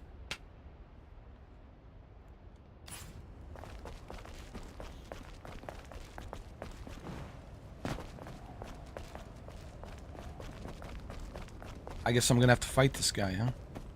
Hey, you wanna fight? You wanna fight, my friend? Huh? Oh, well, hello there, lady friend.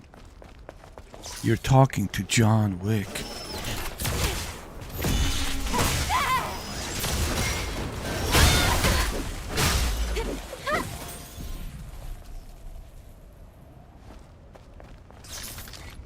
Oh, that's cool, man. You guys having a little date night with yours truly, Mr. 4K. Well, cheers. Cheers on that. Cheers.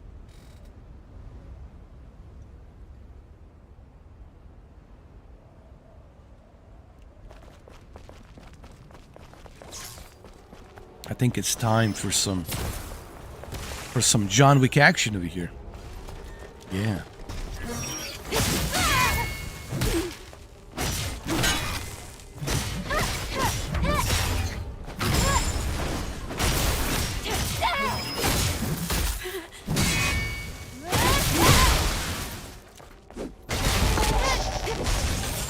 Yeah.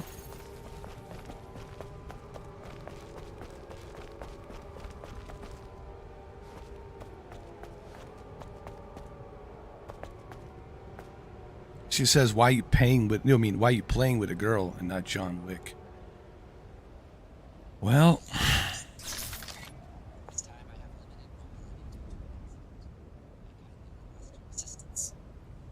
because she's a ballerina, Angel, and she's part of John Wick universe. But you're gonna have to wait till next year to find out. There's a movie called Ballerina. Yeah. You see, no spoilers. You gotta tell your lady friend she needs to watch all 4 chapters. And then Ballerina. And then Knock Knock movie.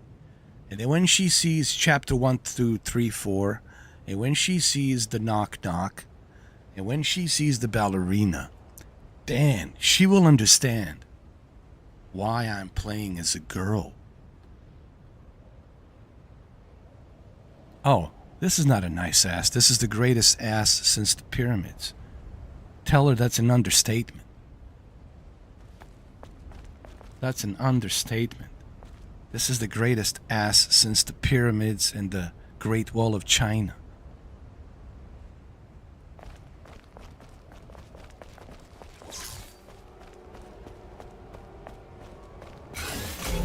Hold on.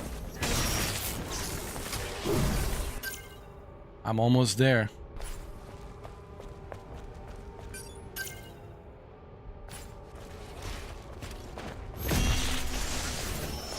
Here we go. What the hell is this?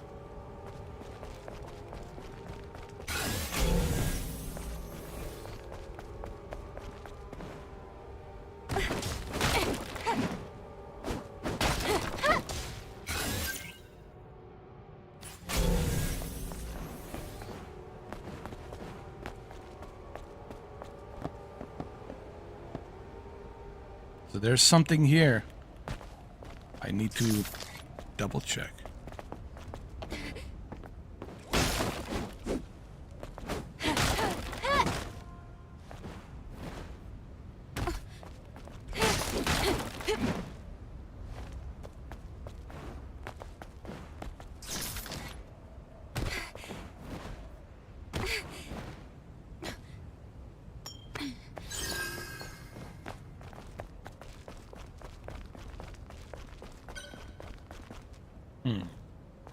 Let's see what this is.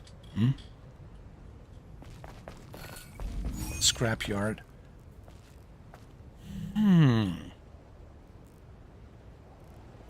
I hope it's not one of those puzzle type games again. You're gonna make some coffee. Well, make it. If you're gonna make a coffee, then I'm gonna make some banana while you're making the coffee. But I'm not responsible if your lady friend it's aroused by this. Just saying. You should have warned your lady friend. John Wick It's also banana, man. That's right. When I eat my banana, there's like a certain type of ceremony that takes with it. Okay? It's not like just like me just, jumping on all over my banana and just eating it. There's a certain type of ceremony that needs to be done before this banana is properly eaten. Why? Because the banana gives me the strength, gives me the courage to move forward. Yeah, it's excellent for energy. I mean, just look at the size of this banana. This is not just like... This is like a xenomorph type of banana from an alien movie. Just look at it.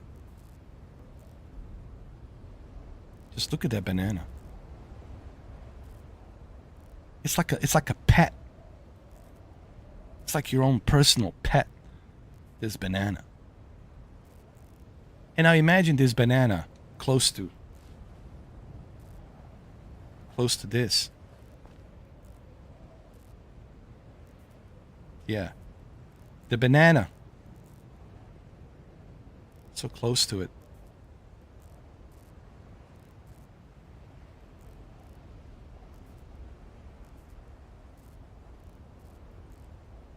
Now I gotta eat it. Here we go. Unless you guys want to examine this banana furthermore.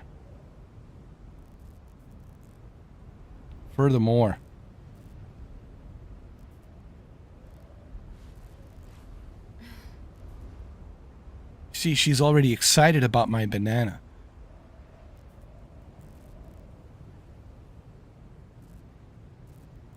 It has eyes and mouth and everything. You see it? See that banana? It's twerking. It's excited. Super excited. And it wants a piece of that ass. It is so like... It's the horniest banana. This banana is so horny. I didn't want to eat it right now. I just like... I want to spare it. I want to put it like in a freezer and let it freeze.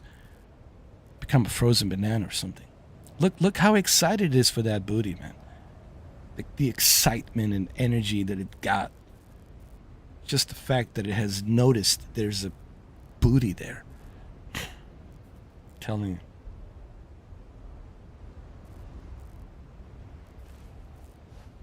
Anyway. Unfortunately, I'm gonna have to eat this banana. Unfortunately. It's time to eat this banana by yours truly. Yeah. And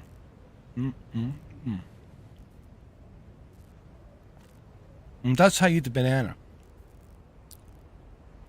But see, this is a happy banana. Because I already show my respect before I ate it. See, banana doesn't care that you're gonna eat it. Because it knows it will be eaten. That's the whole purpose of its existence. But at the same time, banana wants you to appreciate her before you eat her. Like you gotta show her some appreciation before you eat this banana.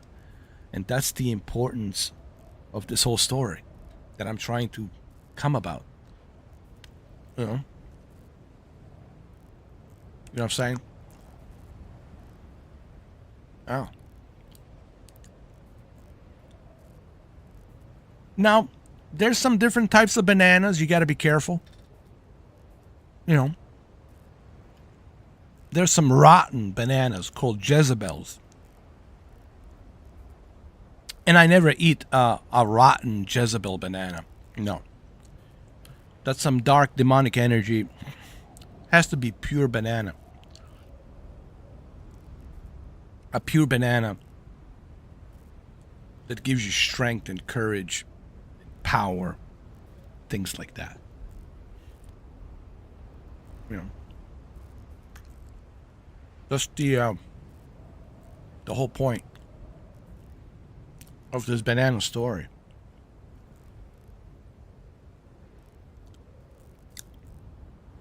And I'm almost done with this banana. I really am.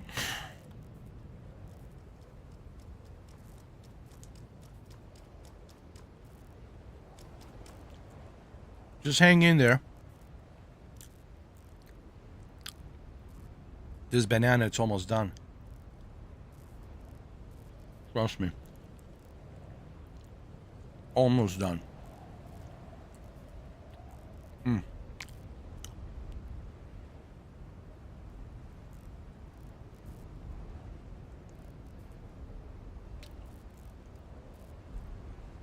So, when you finish eating this banana, the next step, the very next step, is to properly place the banana in a respectful memorial burial casket. Right? Here we go. Gonna bury this banana right here. Allow me to eat you. Rest in peace. Then you take some B12 vitamin, Hawaiian punch. B12 vitamin, very important.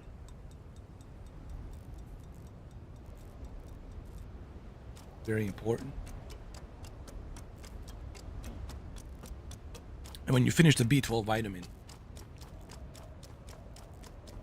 then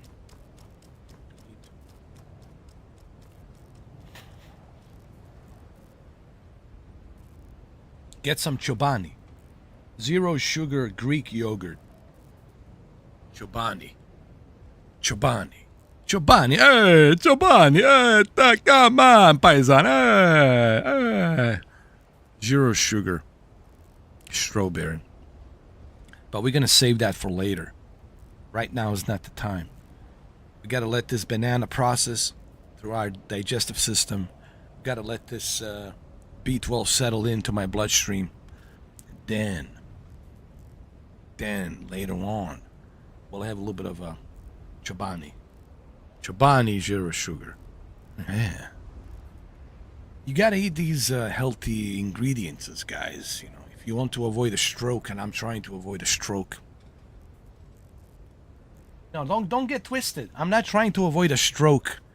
This stroke, that's always welcome. This stroke, it's always welcome. I'm talking about the other stroke, the one where I pass out. You know.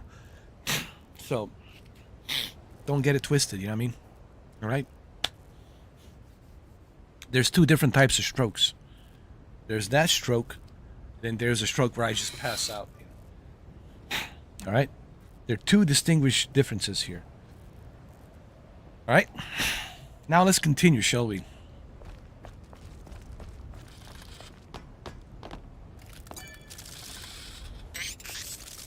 Hello.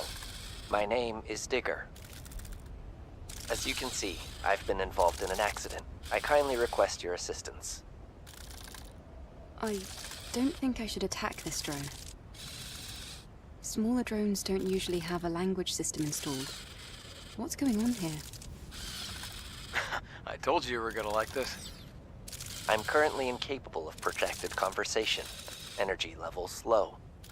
I will remain unable to escape unless you perform a manual reset on the claw crane system. Please operate the ticker, buzzer, and clunker in that order. They're located here in this dump site.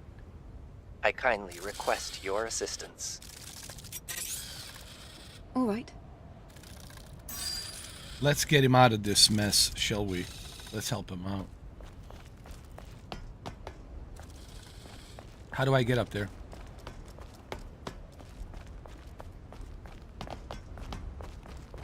Oh, there's an elevator, huh?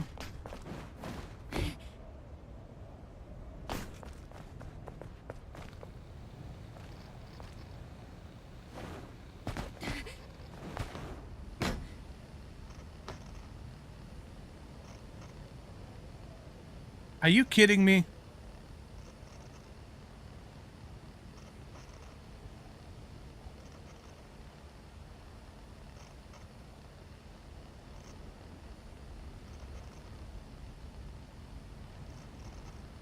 Are you kidding me?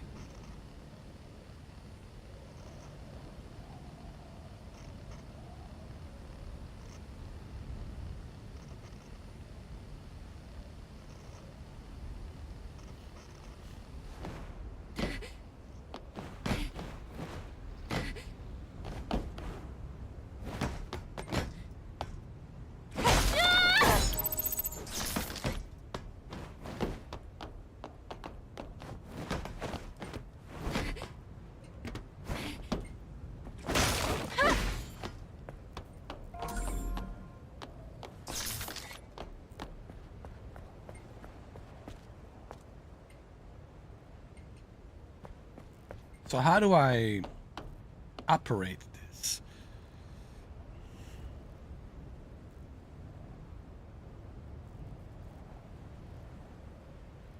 How do I get up there? That's my question here.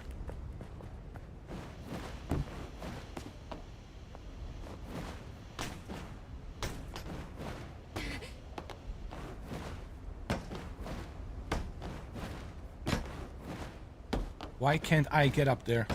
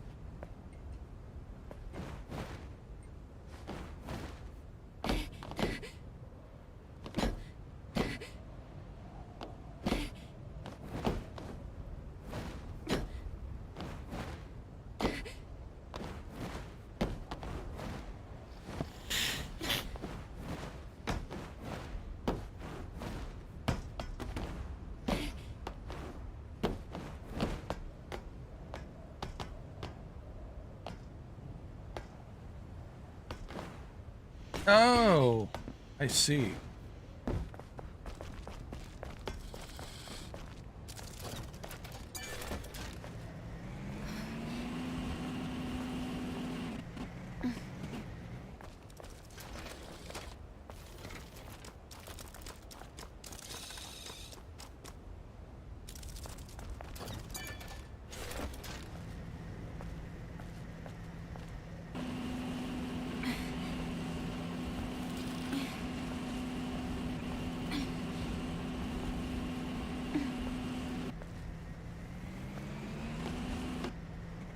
Come on.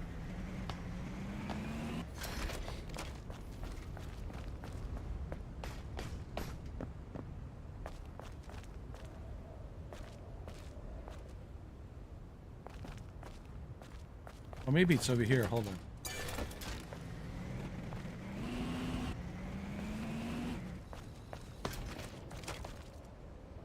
Come on, pull. Pull it.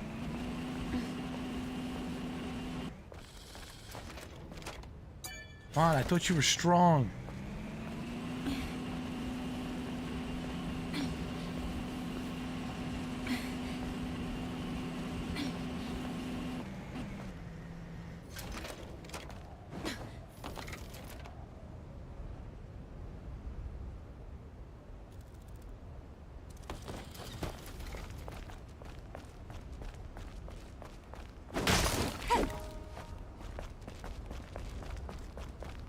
Oh, I see it, I see it.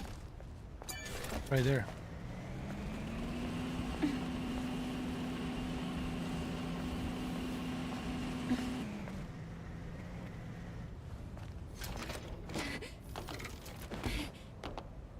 Here we go. Here.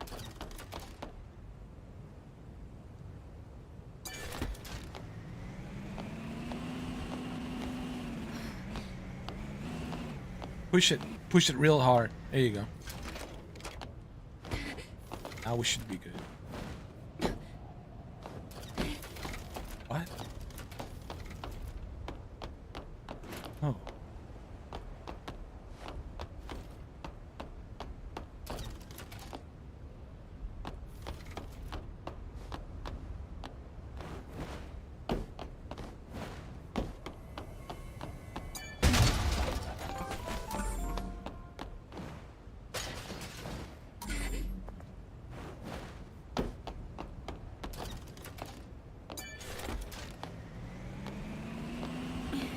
Maybe it's here.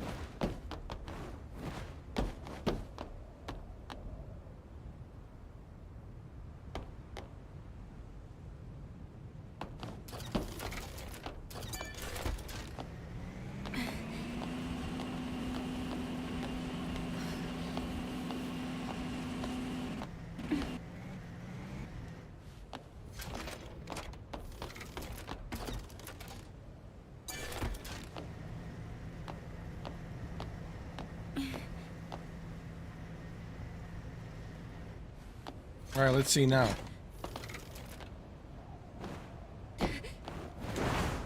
Come on, why? Just wait a minute. Why can't I make that jump? I mean,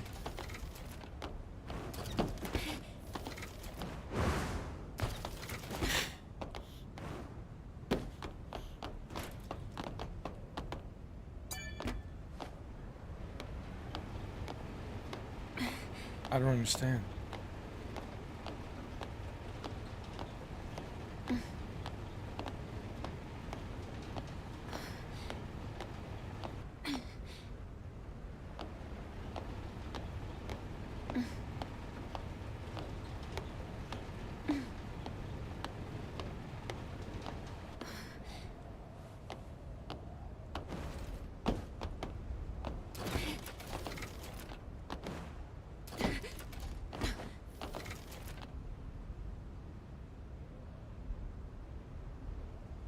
I need to get up here to operate this machinery. Oh.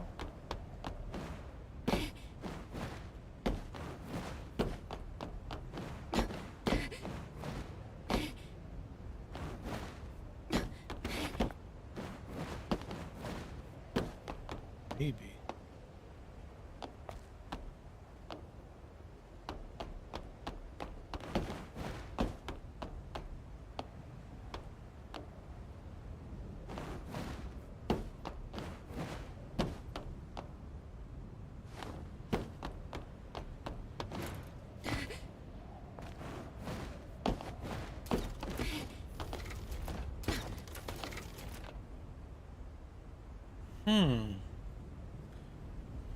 I'm surprised I cannot make that jump.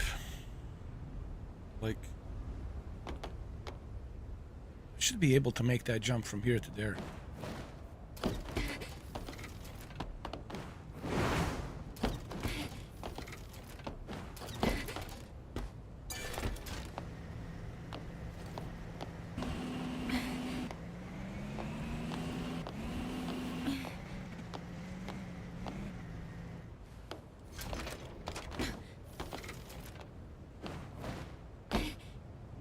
Now he won't let me do it.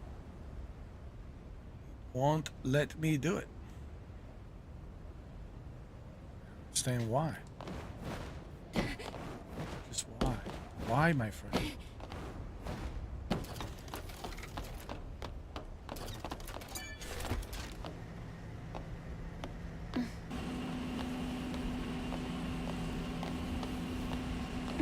So then what's the point of this, right?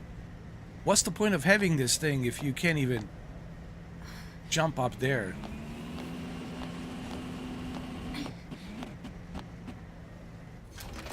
Let's see.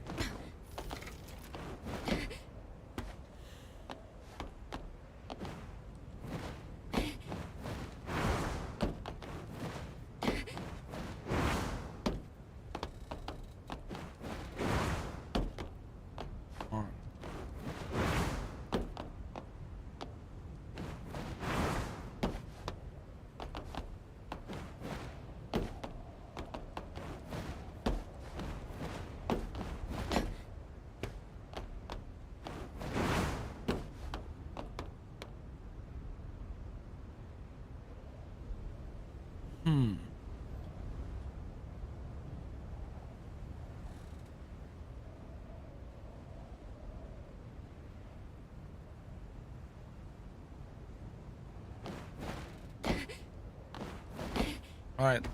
Clearly we cannot get up here.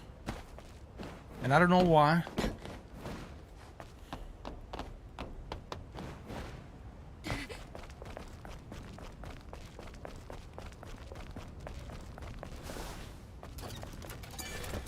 Oh yeah, they want to make it harder. They don't want to make it too. Well, see, all right, developers, I see what you're doing, but why?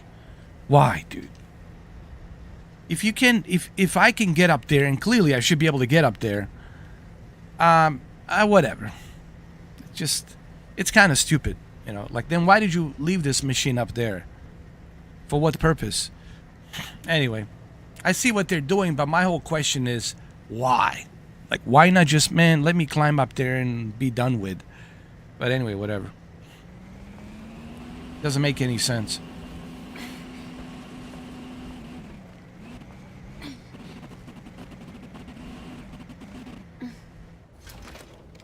To me, this is not a challenge. To me, this is like wasting my time. Like, why, dude?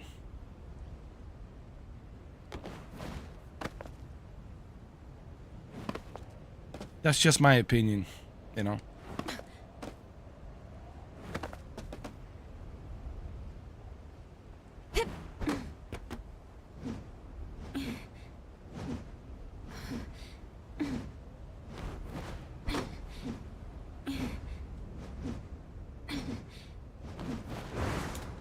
Oh, come on. Are you shitting me? God, here we go again.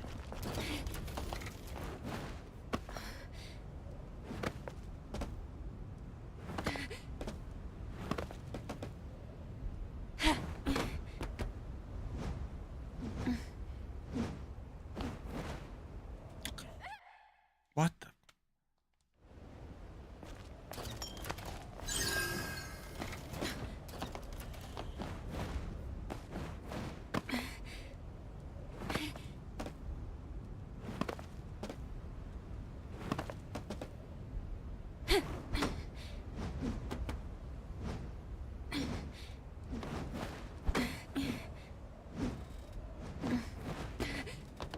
All right, got it.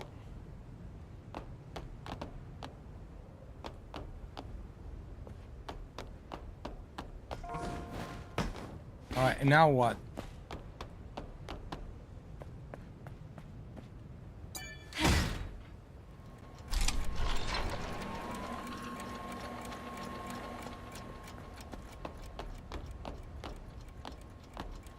All right, we turn that on, and then what?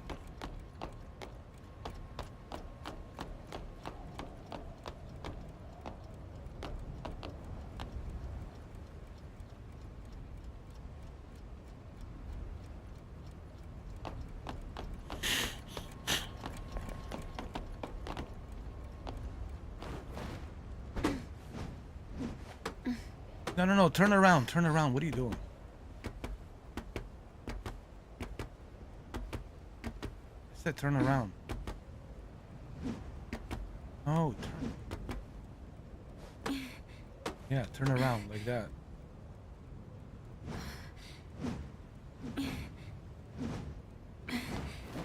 No, what the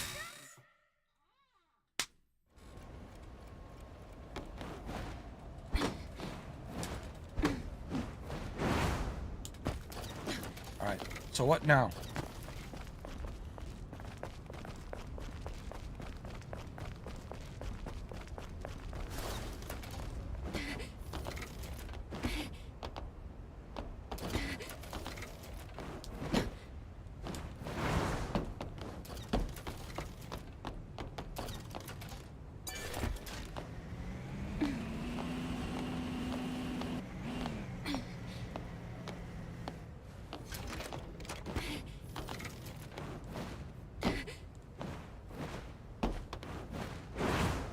Why can't I get up there? Like, I don't get this.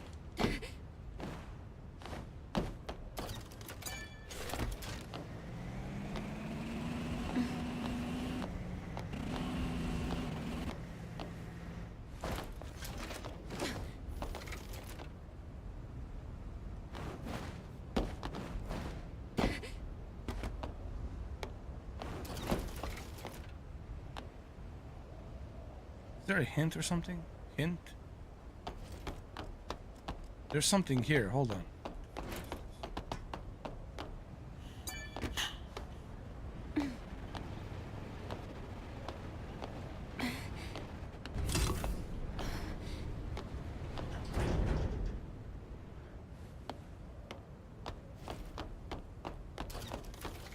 Ah, and now I got it.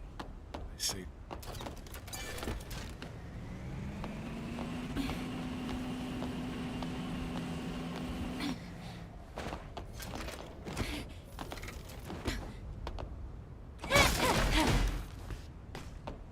Turn it on, Reed. Done deal.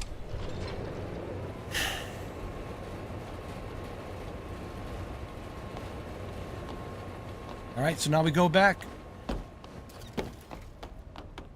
and operate the machine. Well, how do we operate the machine? Hold on. Wow. What do I do next? Just saying.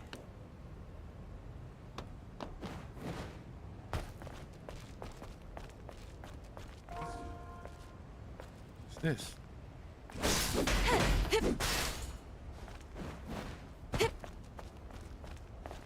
Hold on.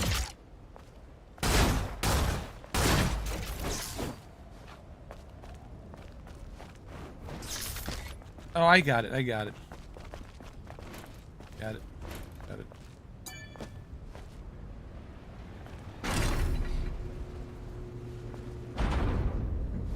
Got it.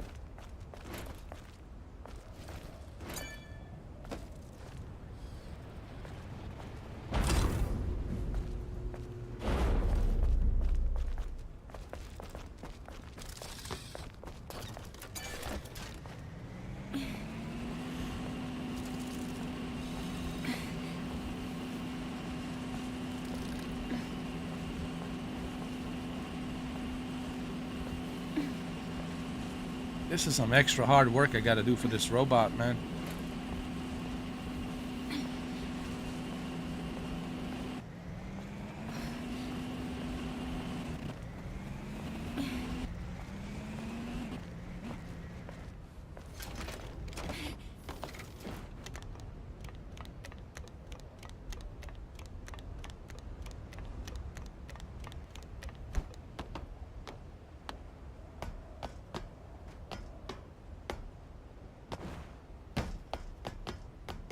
Here we go.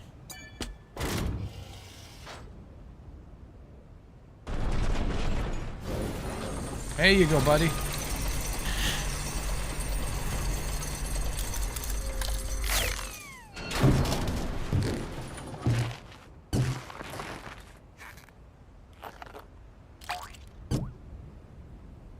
I can't believe this flimsy thing is still working. What a relief. Looks like you're right. Well then, how about we go check on that drone? Yeah.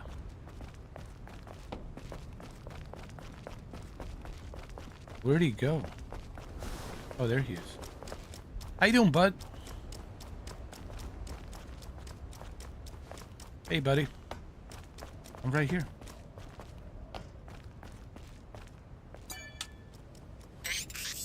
Thank you so much for your help. You're Hello, welcome. Adam. It has been some time. Would you kindly introduce me to this lady? Of course, what's the word? Oh yeah, Angel. Angel. That's the unofficial name for members of the Eve Airborne Squad. I'm Eve. What happened to you? Drones like you aren't supposed to work this way. Hello, Eve. I am Digger. I have innumerable thoughts concerning my existence, and I am capable of making fantastic plans. I told you this would be fun. You see what I mean? Adam, please don't interrupt. Eve, someday I would appreciate the opportunity to sit, at length, and share with you my fantabulous hypothesis. I thank you again for your assistance. May our relationship continue to prove constructive. I am willing to provide useful resources. Okay. All right, you better be of use. You better be of some help.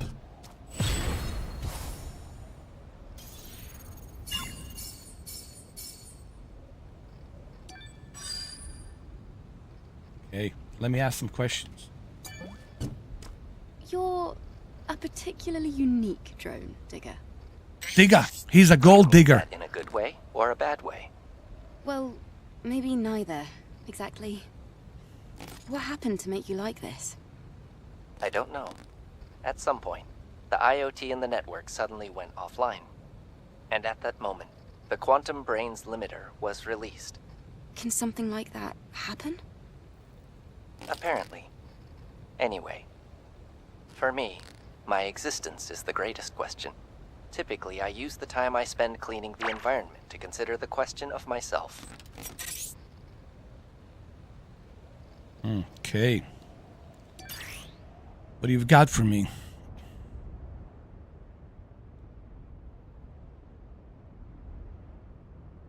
You can become friends with merchants if you use their shops often.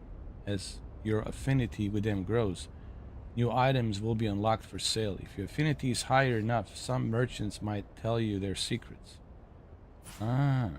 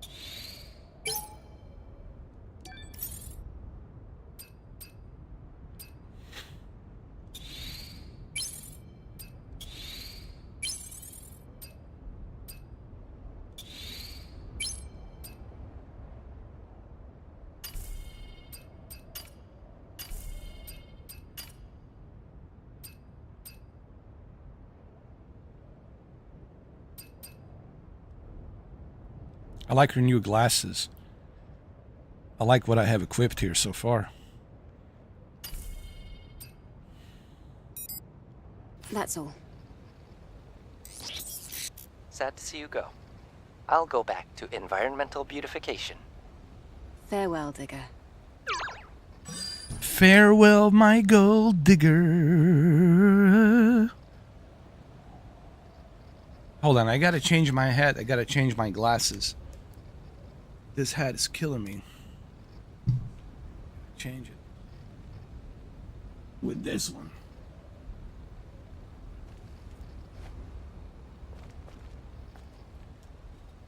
Hold your horses, Steven. We're not going anywhere. There you go. Till this bozo decides to go.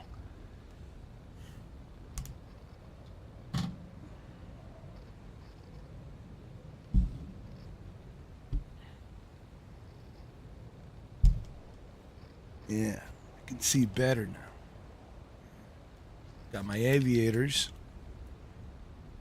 I can see much better now. Yeah. Let's go. Now we can go.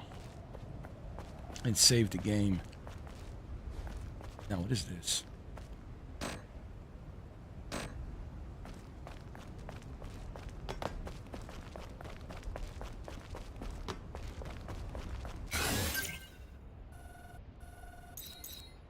All right, so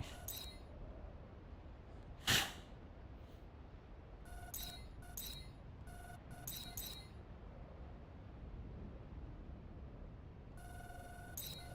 think we got majority of the missions.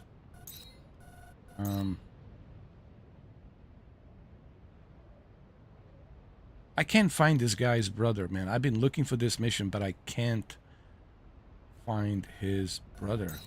Anyway, let's go back over here to a supply camp.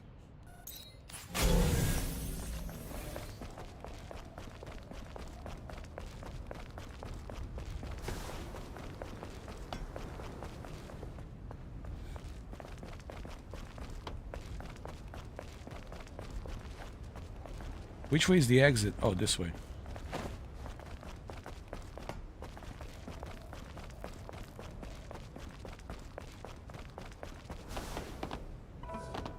Perfect.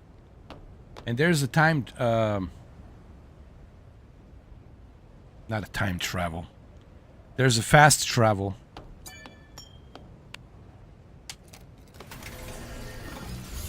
This is what I like about this game. You don't have to walk all the way. I mean, you have a choice of walking. See, I like the game like this that gives you a choice.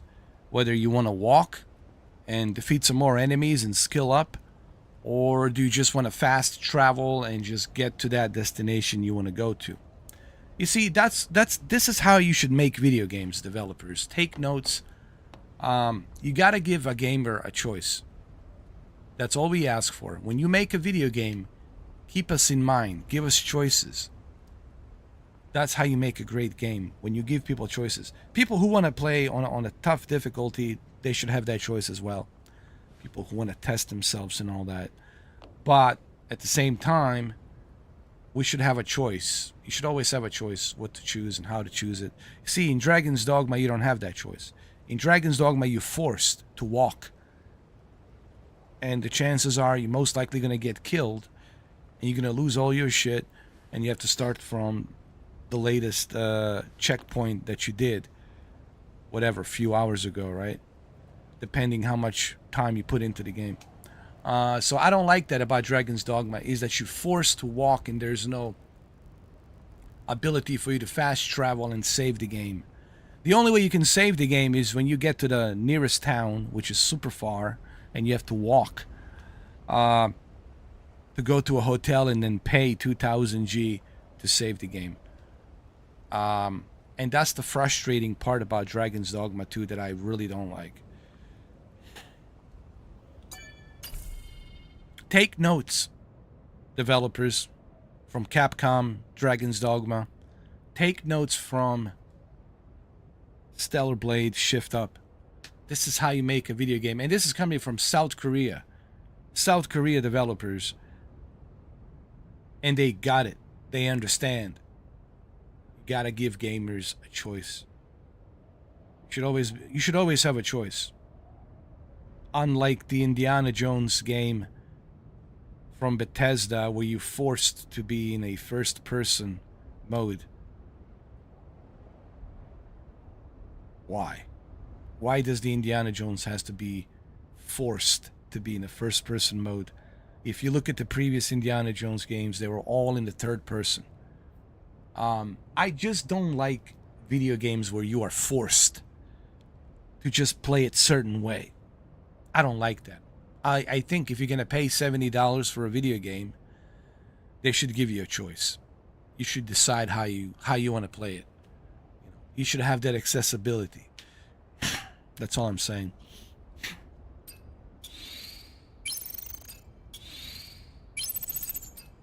That's why I give this game 10 out of 10 easily. People say, well, why? Why are you giving this game a 10 out of 10? Well, now you know why. Because it check-marked everything that I want in a game. It has all the elements I need. You know? It's not shying away of creating a very sexy character. And everybody's looking sexy, which is great for us masculine guys. It's not shying away of giving you the choices. Unlike other games where you don't have a choice, you only have one choice, and you have to do that one choice, and you're forced to play that one certain way. All right? So, Shift Up, I think these guys, they get it. They understand. And can't wait to see what they're going to make next.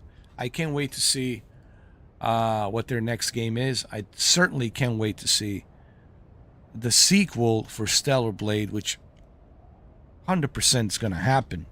A sequel to Stellar Blade is going to happen regardless of what people think. Because it's already a success. It sold so many copies. So yeah, there will be a sequel for sure. But I also want to see, besides Stellar Blade, what their next project is. I'm really excited about Shift Up. I really am.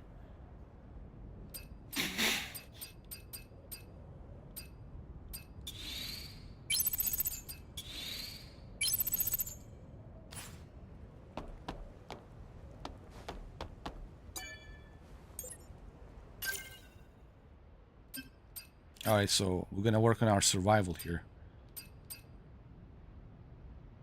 Beta energy recharge 2. Increase the amount of beta energy recharge with a successful perfect parry.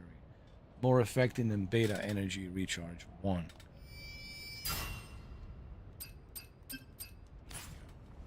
Now let's save the game. And let's also repair the console. Let's look at our suits. Dude, I'm so close of...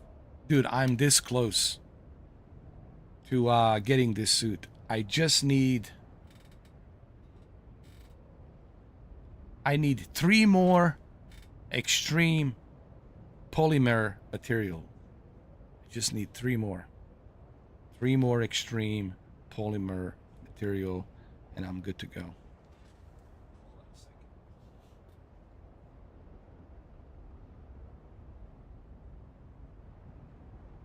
Then I can unlock this suit. You know what I'm saying? You know what I'm saying?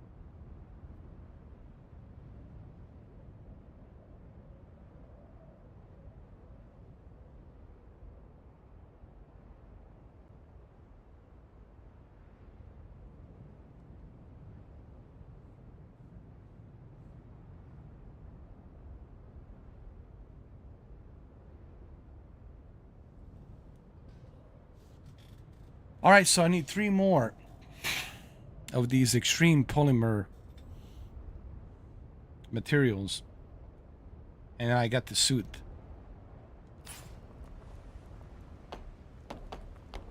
Now let's fast travel, shall we? Where are we gonna fast travel? I want to fast travel here. I want to see if there's anything I can do about this looking for my brother mission. I want to see what I can do. Maybe I can find this brother. I don't know. Let's just save the game. Learn how to save the game, guys. Learn it well. Stand up. There you go.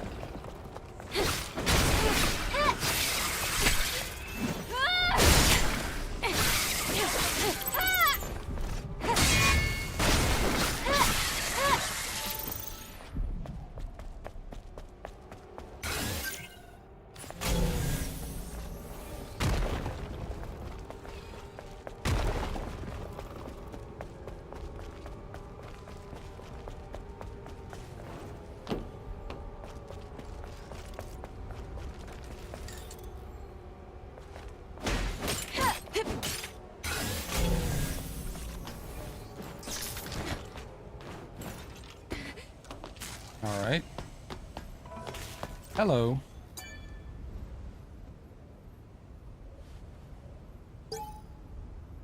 This is a private area, digger. Please do not damage or steal any scraps. If you're here on business, please visit Cloud. Blah, blah, blah, blah.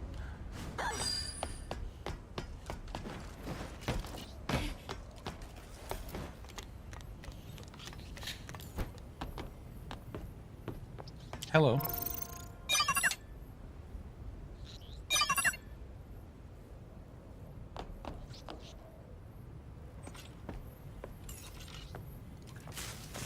So what am I doing here? I mean...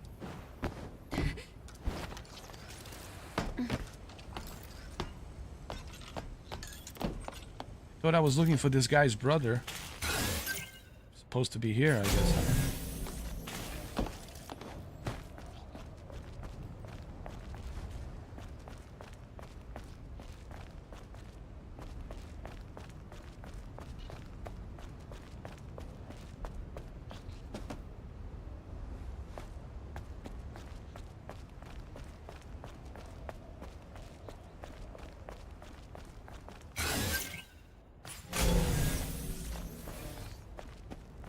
Can't find him.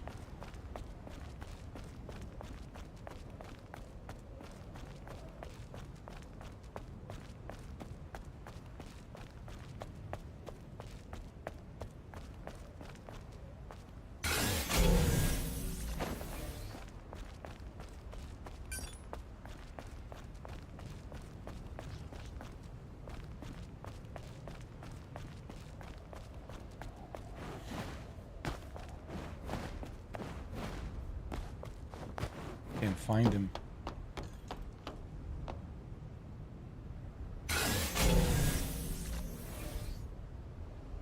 Maybe that's what it is. See some people over there.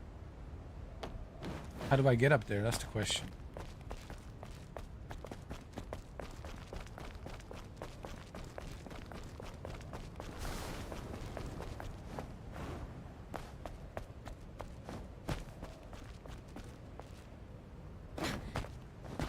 All right.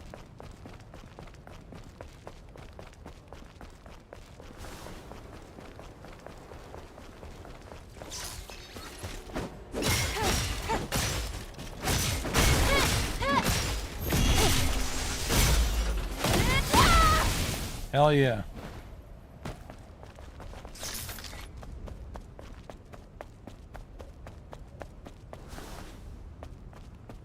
Not gonna go there, we're gonna go this way.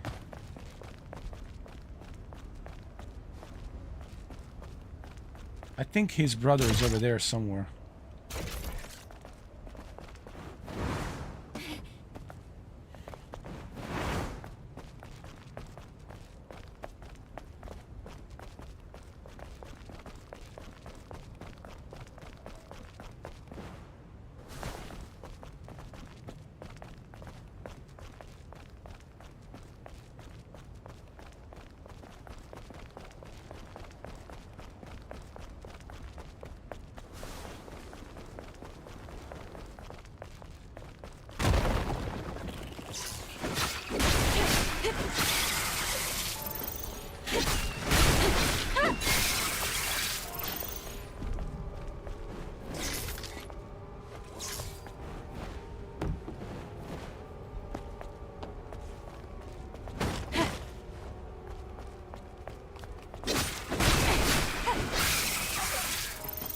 That's his brother, I think. My goal is to build the biggest shop in Zion. Dreaming big isn't a crime, right? Damn it, I shouldn't have joined the scavengers.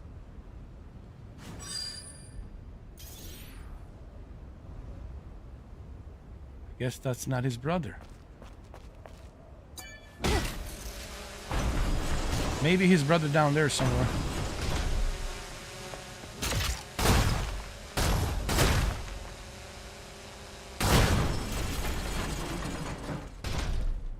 Oh, that's his brother. Oh, shit. Oh, no. Dude. Fuck. Some more bad news.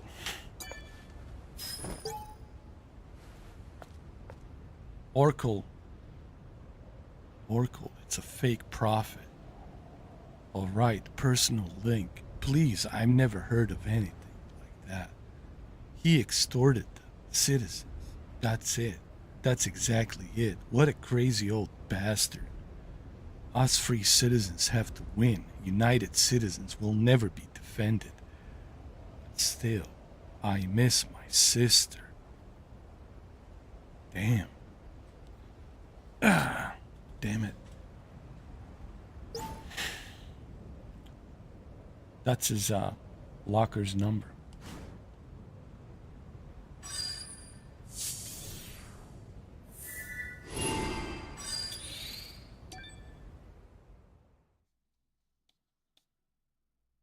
think I got most of my side missions.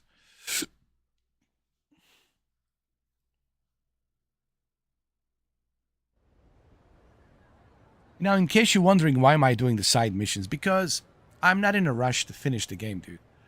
I don't understand why a lot of people are in such a rush to finish the game. I'm trying to level up my character as much as possible, unlock new suits, have variety of different suits available, variety of different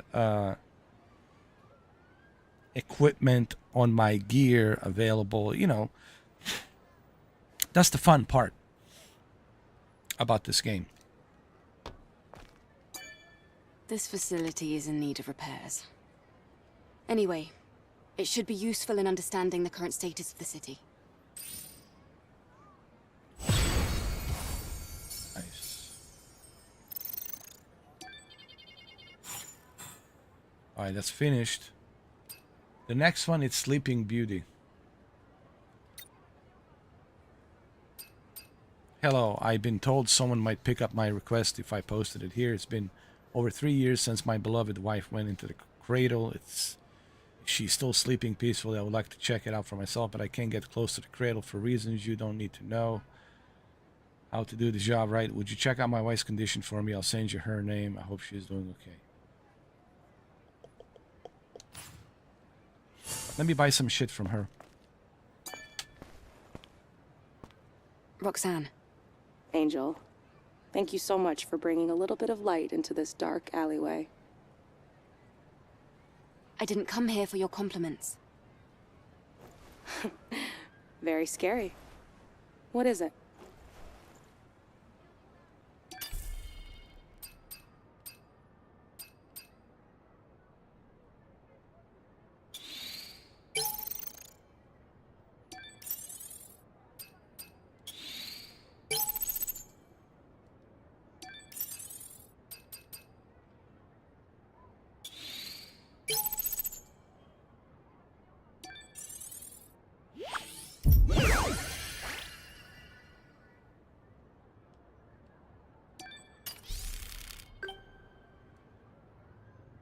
Information is gold, silver, and jewels. Take a look around. I like what I'm seeing.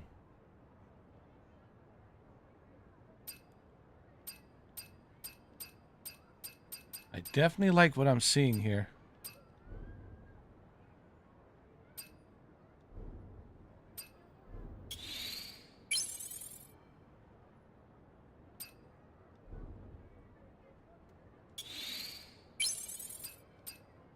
Nice.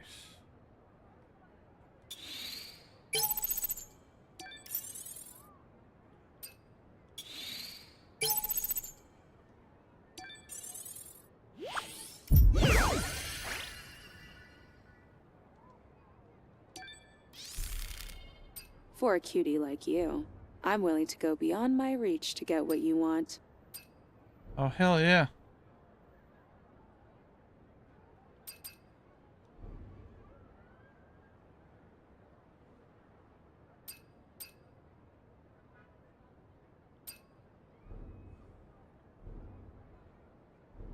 It's a nice suit, but I like this one. It's been fun, Angel. See you later. Bye-bye. All right. Stay safe, Roxanne. You see, that's why you want to do these side missions. And that's where the replay value comes in this game. Hopefully you guys will understand that now when you're watching this live stream. And I hope you guys are paying attention.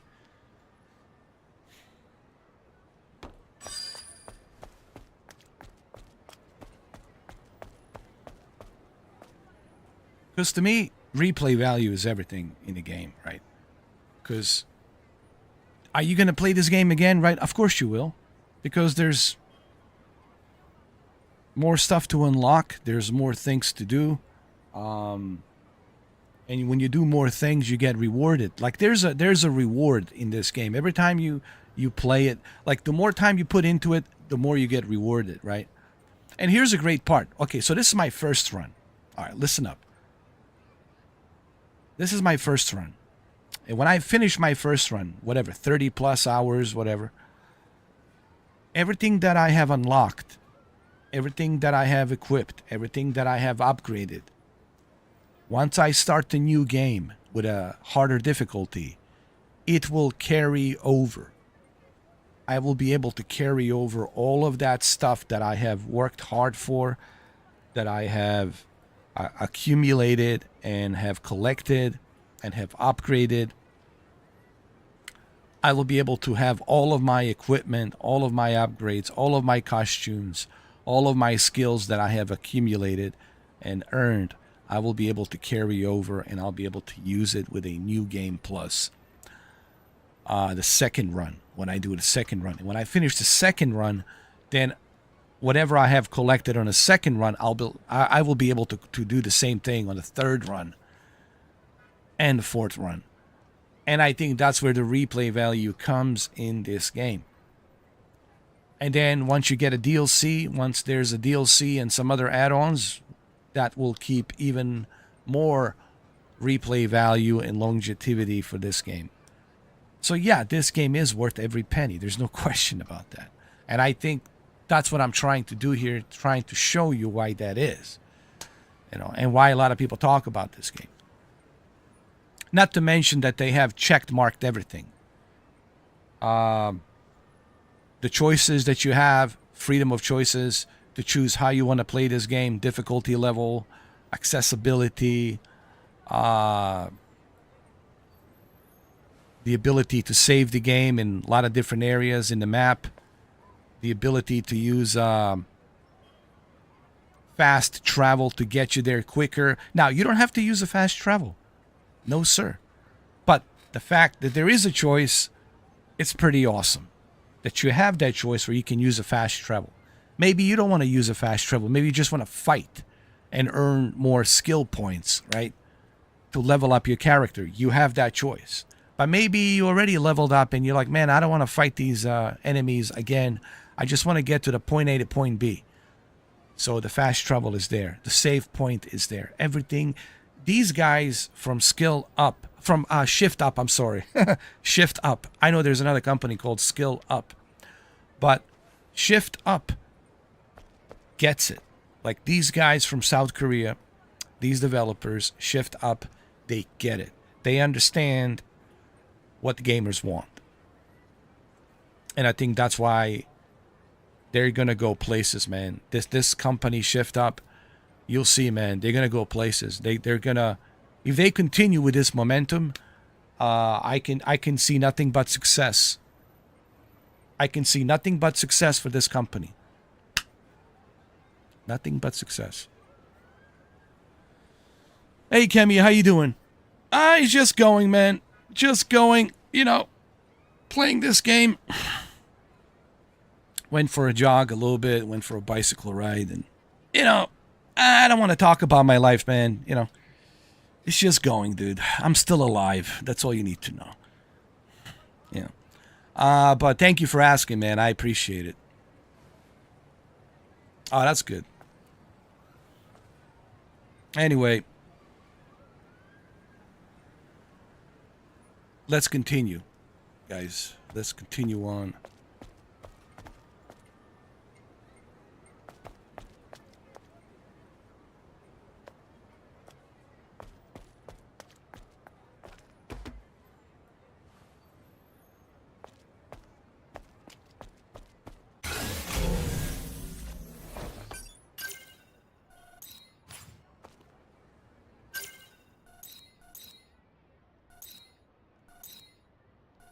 And look at all these side missions, man. They're available. Now, my next side mission is Sleeping Beauty. I'm going to do the Sleeping Beauty. Because, see, a lot of the guys would have just done the main mission, right? And that's a mistake. Like, they want to go and do the main mission. Because this is the lesson I learned in, like, Cyberpunk. Like, when I played Cyberpunk, I spent a lot of times just doing side missions. And when you exhaust all of your side missions and when you level everything up, right, then you can go ahead and safely progress to a main mission. And the reason why it's important to play it this way, in my opinion, Cameron, is because when you finish everything, then you're leveled up. You got all the equipment, you got all the attributes, you got all the accolades. And when you have all of that ready, then whatever comes in the main mission, you will be prepared. You will be more prepared. You'll have everything you need. You will have all the gear that you need to have. It's a much better strategy to play that way than I see some people, they just rush through it and they go straight up to the main mission, and then they ignore all of these other side missions, because these side missions will give you more gold. They're going to give you more skill points, and you can use those skill points to upgrade. Look at my skills, man. I already leveled up my attack skill points, and I already almost leveled up my survival skill points. And I'm almost slowly climbing up to my beta power skills as well, which I still have some more to unlock over here, obviously. There's still 3 more, or 4 more right here that needs to be unlocked.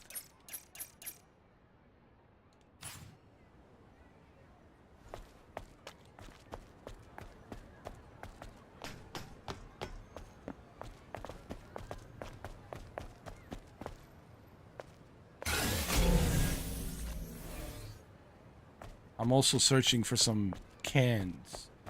When you collect these cans, you get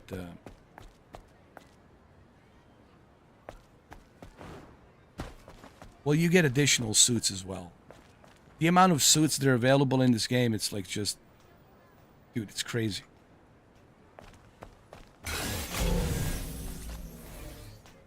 But now let's focus on the one mission at a time. One side mission at a time, which is a Sleeping Beauty. But before I do Sleeping Beauty, I want to do my upgrades. Meaning, I want to check out my suits, you know.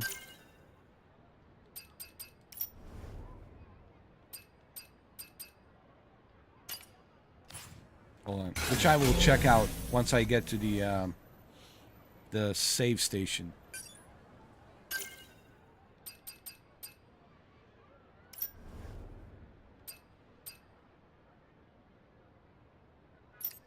Already got that.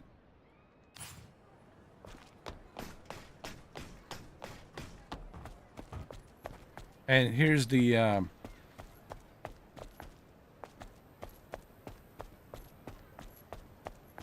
this is what I like, man. Fast travel.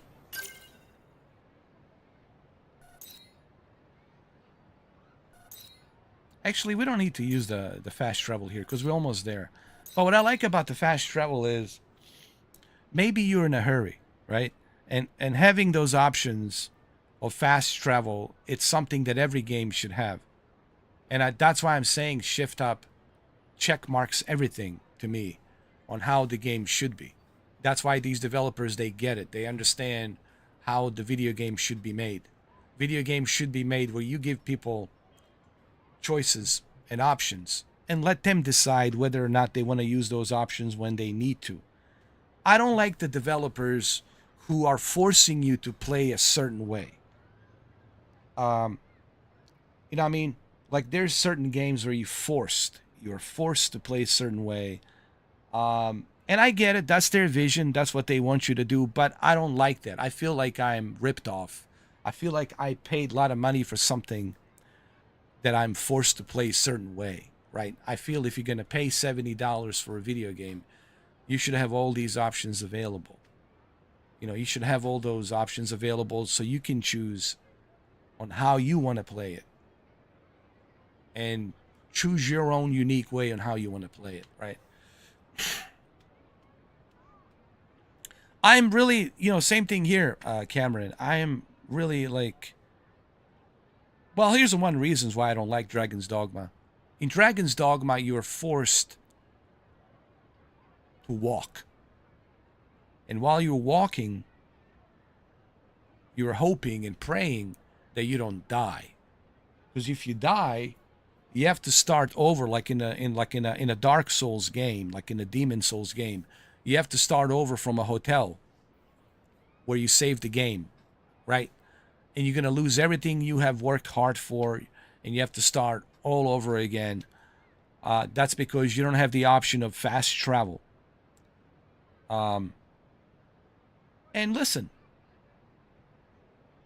I know using a fast travel, it's easier, but you don't have to use it, right? But the option should be, what I'm saying is this to developers. You don't have to use it, but the option should be there. Maybe you failed a few times, or 5 times, or 10 times you failed, and you're like, all right, that's it. I'm using a fast travel. I'm not saying people shouldn't challenge themselves. I'm not saying you shouldn't do that. But I'm also saying if you keep failing and failing and you can't, you're like, that's it, I'm done. I think you should be able to have an option of fast travel where you can just travel, get there from point A to point B. So my whole thing is having options in a video game, it's how it should be. And the shift up, they get it. Dude, this game has checkmarked everything. Works great, no issues, no bugs. It has all the elements I was looking for. It's not shying away from being a sexy game. It's not shying away from jokes. It doesn't care if it offends you or doesn't offend you. I like the game that it has a pretty cool story, even though it borrows a little bit from other games, but it's still its own unique game. I love the fact that it has a bunch of upgrades and customizations where it can keep you coming back for more. The game has checkmarked everything for me. When you finish the game, you can continue a new game, and you can continue with everything that you have collected, with everything that you have accumulated. You can continue playing it with a harder difficulty, and then on your second run, you can unlock even more stuff, you can unlock even more costumes, and you can unlock even more gear. And then on your third and fourth run, you can unlock even more stuff. And then by then, you're going to have a DLC and additional add-ons through DLC that will keep you coming back for more. And once they release the Enhanced Edition on the PlayStation 5 Pro, you're going to come back to this game and you're going to play it again. You might have to pay $10 to upgrade, or it might be a free upgrade, I don't know. And then you'll have even more reason to come back and play this game. So the replay value on this game is through the roof. So my whole point here is, and some people might be confused because they're not listening to what I'm saying. Maybe they're just thinking about ass, tits, and whatever.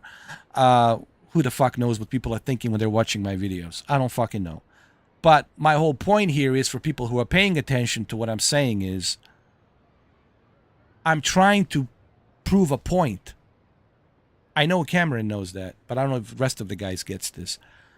I'm trying to prove the point through this live stream without repeating myself like a broken record as to why this game, to me, it's 10 out of 10.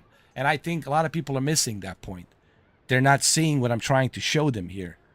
And if people pay attention on these live streams, they're going to see, oh, I think I get it why this guy likes this game so much. Because of these options, because of the replay value, because of it checkmarked everything that the video game should checkmark.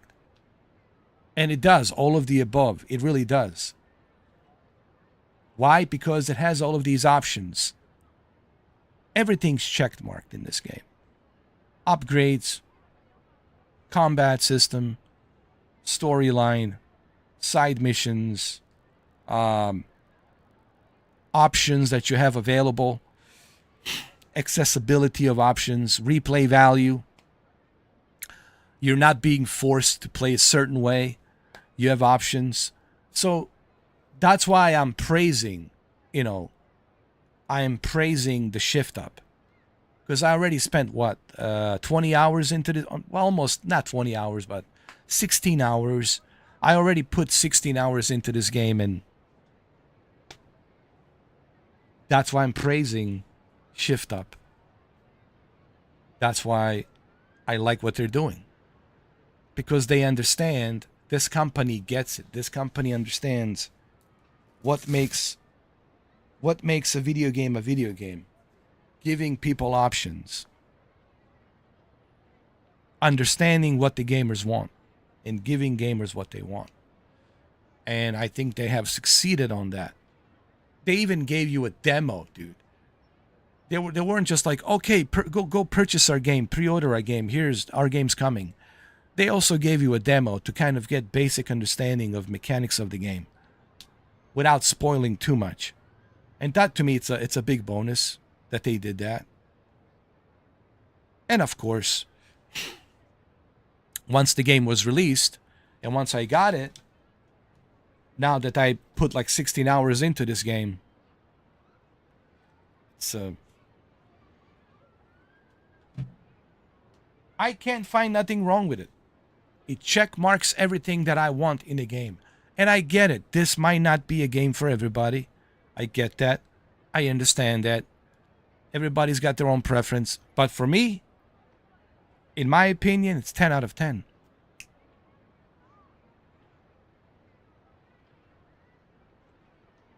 Yeah, if you don't have a fast... Listen, this goes back to my point, Cameron. You know, you should always have ability to choose. You know what I mean? A game that doesn't give you ability to choose, that means that they just want you to play a certain way. They want you to struggle. They want you to suffer. They want you... It doesn't feel... I don't like that, man. I just don't like when developers do that. When they don't give you a choice. Right? I'm not saying people shouldn't challenge themselves, like I said earlier. I get it. You should challenge yourself. You should have that choice too. But you should also have a choice to say, hey, fuck it, you know. Man, I don't have time. I got shit I got to do. I can't be, playing this back and forth, stuck on this level. I want the fast travel. And the fast travel should be there. Just like a third-person option should be there, and the first-person option should be there. Like I was yesterday I was talking about the Indiana Jones and the Xbox, and Todd Howard regarding Indiana Jones, where he doesn't even give you the option of a third person. I already don't like that game just for the mere fact that it doesn't have the option of a third person. That I'm being forced to play some kind of like a Indiana Jones Fallout, Skyrim type of a gameplay. All right, why does every game from Todd Howard has to be a first person? Especially a game like Indiana Jones. If you look at all the previous Indiana Jones games, it was always the third person. Because you want to see this hat, his whip, his jacket. You want to see Indiana Jones, man. Just like you want to see a Tomb Raider in the third person. So, just like you want to see Uncharted, Drake's adventures in third person. So, just the mere fact that Todd Howard is not giving you the option of a third person, right there, to me, the game has already failed.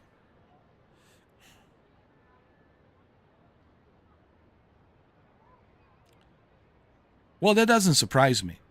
Because there's more people on the PlayStation. More people are moving on the PlayStation. More people are buying PlayStation. So they're like, why should I bother with the Xbox? Not only do I have a much better system that allows me to do more things and has better exclusives, has better games, but at the same time, third-party games run better on the PlayStation. And now I can play my Xbox games on the best console. I can play it on the PlayStation. So why should I bother going anywhere? I'm just going to stick right here with this bad boy. I mean, listen, I said this yesterday. Xbox, it's a service for a highest bidder. Whoever's the highest bidder, they're like a red district. They're like, like those prostitutes on the red district in Amsterdam. They're like, all right, whoever's the highest bidder, you know, sure, I'll spread my legs. I'll open up my, you know, I'm gonna spread my cheeks, whatever, you know. It's kind of like that. I mean, it's like a red district. Microsoft has turned into a red district Amsterdam at this point.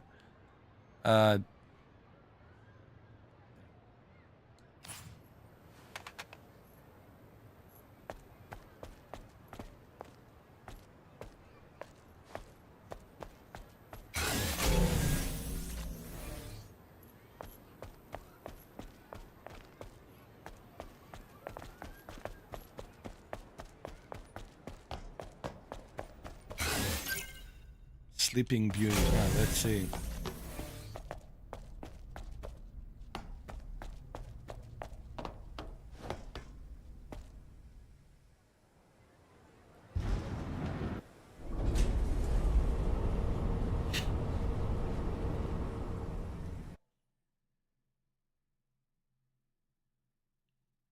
Oh yeah, you got Wolverine.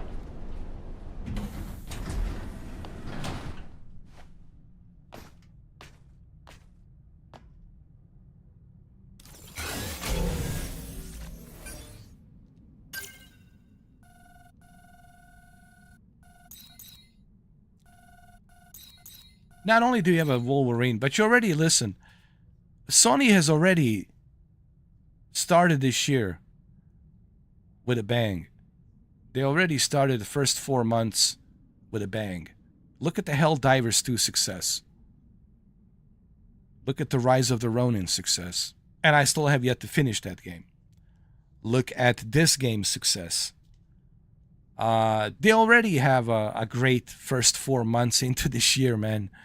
And what did Xbox do in the first 4 months? Nothing. Nothing. I mean, absolutely nothing. And they already have a success with the PlayStation Portal. PlayStation Portal is the most selling accessory ever for Sony.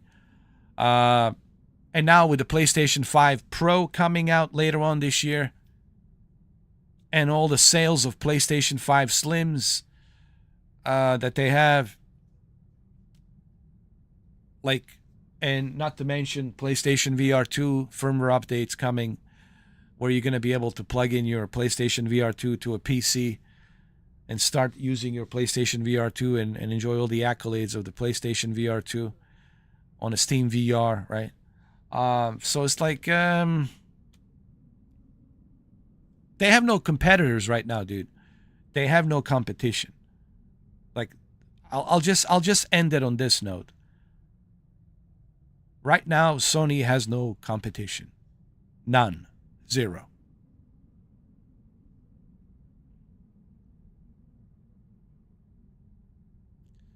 It doesn't matter, even if they release a 120 FPS patch. If the game sucks, who cares, dude? You could be running at a 240 frames per second. Like a not Ghost Protocol, the Callisto Protocol could be running at a 600 frames per second. I could care less about Callisto Protocol. You know why? Because the game sucks. I don't like it. It could be the most photorealistic add-on where the game looks like almost like a movie, photorealistic. I could care less. Callisto Protocol sucks. I have no interest in it. The story sucks. The characters sucks. I don't find nothing interesting in Callisto Protocol. Same thing with Starfield. Same thing with Redfall. It doesn't matter.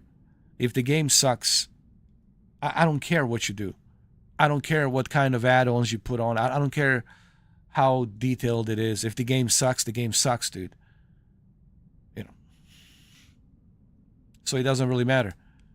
But what does matter is the fact that Hellblade 2 doesn't have a 60 FPS. Hellblade 2 only has a 30 FPS. They can't even push it to 60 FPS. It's a very short game from what I understand. So you're going to have me fight the enemies with a 30 FPS. Why? Why? Why? Why couldn't you give me a choice of 60 FPS? So I mean, it's like, and again, I don't want to have the same conversation over and over again, because it's like a beating a dead horse. That dead horse. I don't want to beat the dead horse, dude. Constantly, because it's a fact. The Xbox fanboys needs to wake up to that fact, and the fact is, I'm sorry, but your Xbox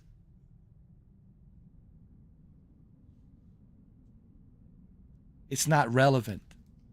I'll just end it by saying this. Your Xbox console is not relevant no more. It's just a service. No different than, a red district, all those, prostitutes in the red district. Highest bidder, whoever pays the most, I'll spread my legs. It's kind of like that. And I don't know how else to tell you this. Sell your Xbox, get yourself a PlayStation 5 Slim, get yourself a PlayStation 5 Pro, get yourself a PlayStation Portal, get yourself a PSVR 2. That's it. Go with the PlayStation. End of story. That's it. That's it. Why bother with the Xbox? Tell your friends from Xbox to cancel their membership, come back to PlayStation Plus, come back to PlayStation. And that's it. End of story. Because pretty soon you'll be playing Halo, you'll be playing Forza, you'll be playing... you already can play Sea of Thieves, Grounded, Forza Horizon, Forza Motorsport, and I'm pretty sure somewhere there in the future, Microsoft Flight Simulator will land on the PlayStation as well. So then why even bother? Why even bother, dude? Why even bother with the Xbox? Why? Why? Just why? And again, I'm not saying this to be some prick or an asshole. Don't blame me. Blame Phil Spencer. I didn't make those decisions. I'm not ahead of Xbox. Blame him for making these decisions. All right? I have Xbox. I own every single Xbox since 2001. Just so people understand. Original Xbox since 2001 November. I own Xbox 360s. God knows how many Xbox 360s with a red ring of death, and I still bought it. The Xbox One in 2013. Xbox One S, the white console, which kind of jump-started my channel in 2016, Xbox One S. I have that. I gave it to my brother.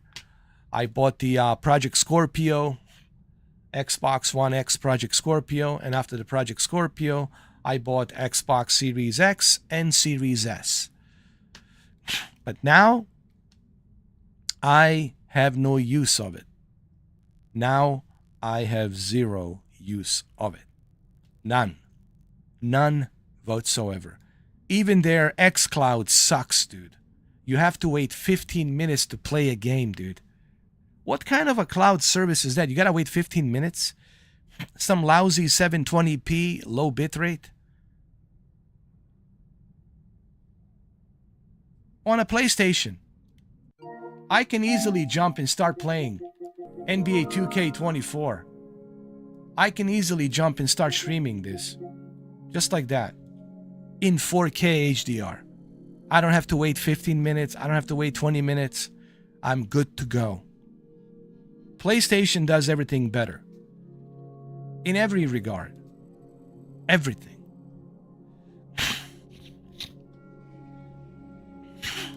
So, I rest my case.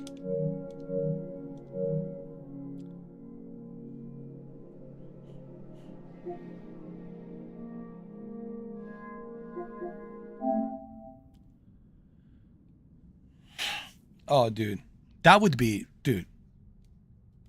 it for me, man. Now you would have Gran Turismo 7 and Microsoft Flight Simulator, dude. Imagine that. Imagine this.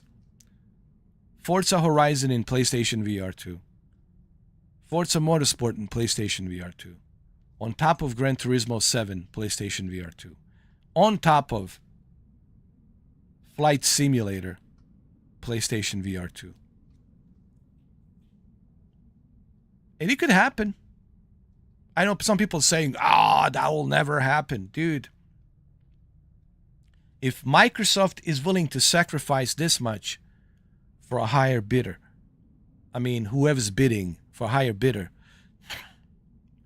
if they're willing to open their legs to Sony this much, well, then they're gonna let them use the back door. They're gonna open, their cheeks in the back as well.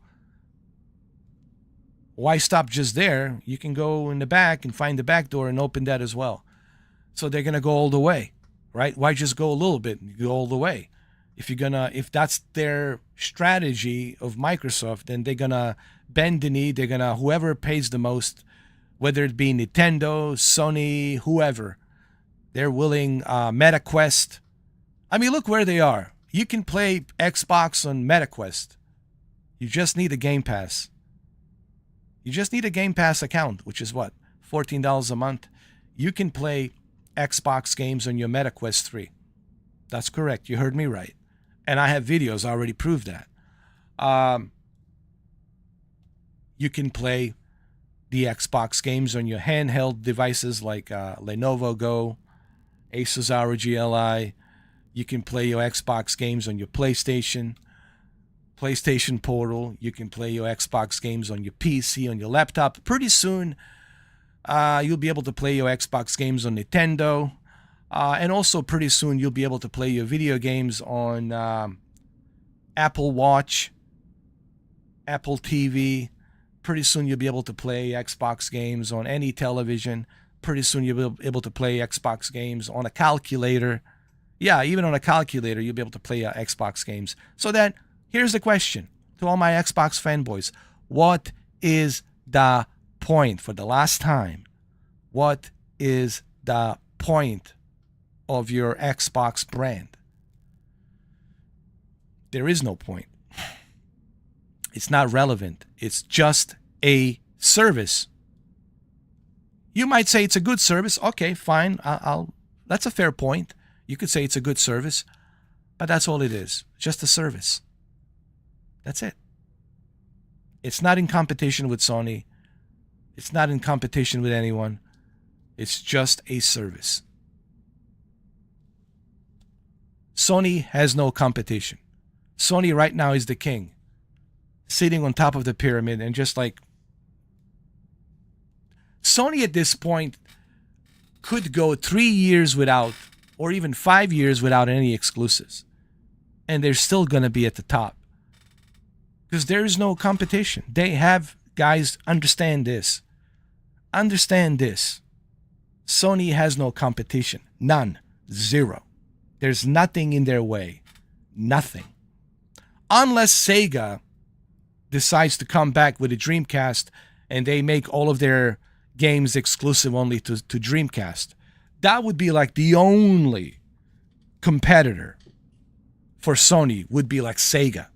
If Sega comes back full force, that would be the only worry. Would be the Sega. That would be the only thing that Sony would fear. Because Sega, if Sega comes back, that's a big problem for Sony. But Microsoft, please.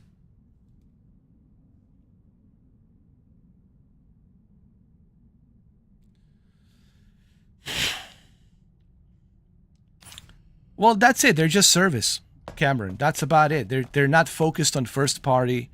They're not focused on exclusivity. You think they can make a game like this? You think they would have approached Shift Up in Korea to ask them, hey, could you make a game like this for us on Xbox? You would think with all that money that they have that they would approach this South Korean Shift Up developers and ask them, hey, here's the money, here's whatever, 180 million, whatever.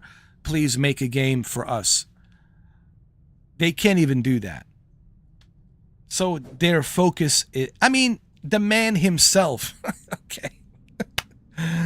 The man himself, Phil Spencer, said it. It came out of his mouth where he said, we're not focused on first party. That's not our main focus. He says, we will have some first party, but it's not our main focus. Our main focus is the Game Pass and let people play where they want to play. It came out of his mouth.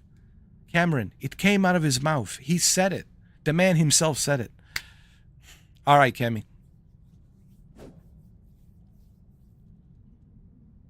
You know, people forget. Listen, I got to find that video, dude. I'm going to make a video.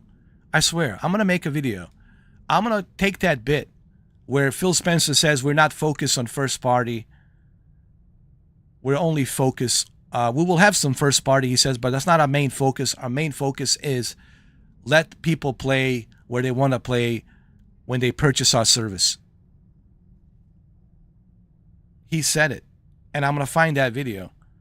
And I'm going to show you that video. I'm going to put on the repeat so you guys can see what the man himself said. And he was telling you the truth, the guys. He was being honest with you. He wasn't beating around the bush. He clearly spelled that out for you. Our main focus, it's not first party games. Even though we have some first party, our main focus is our gaming service. We want our customers to be able to play wherever they want to play or how they want to play. We don't want to put any barriers and boundaries. We want our customers to be able to play whatever they choose to play. It came out of his mouth, guys. It didn't come out of my mouth. It came out of the Phil Spencer's mouth. And I will find that video. I will make a video. I will show it to you. You know, and dude, it ends right there.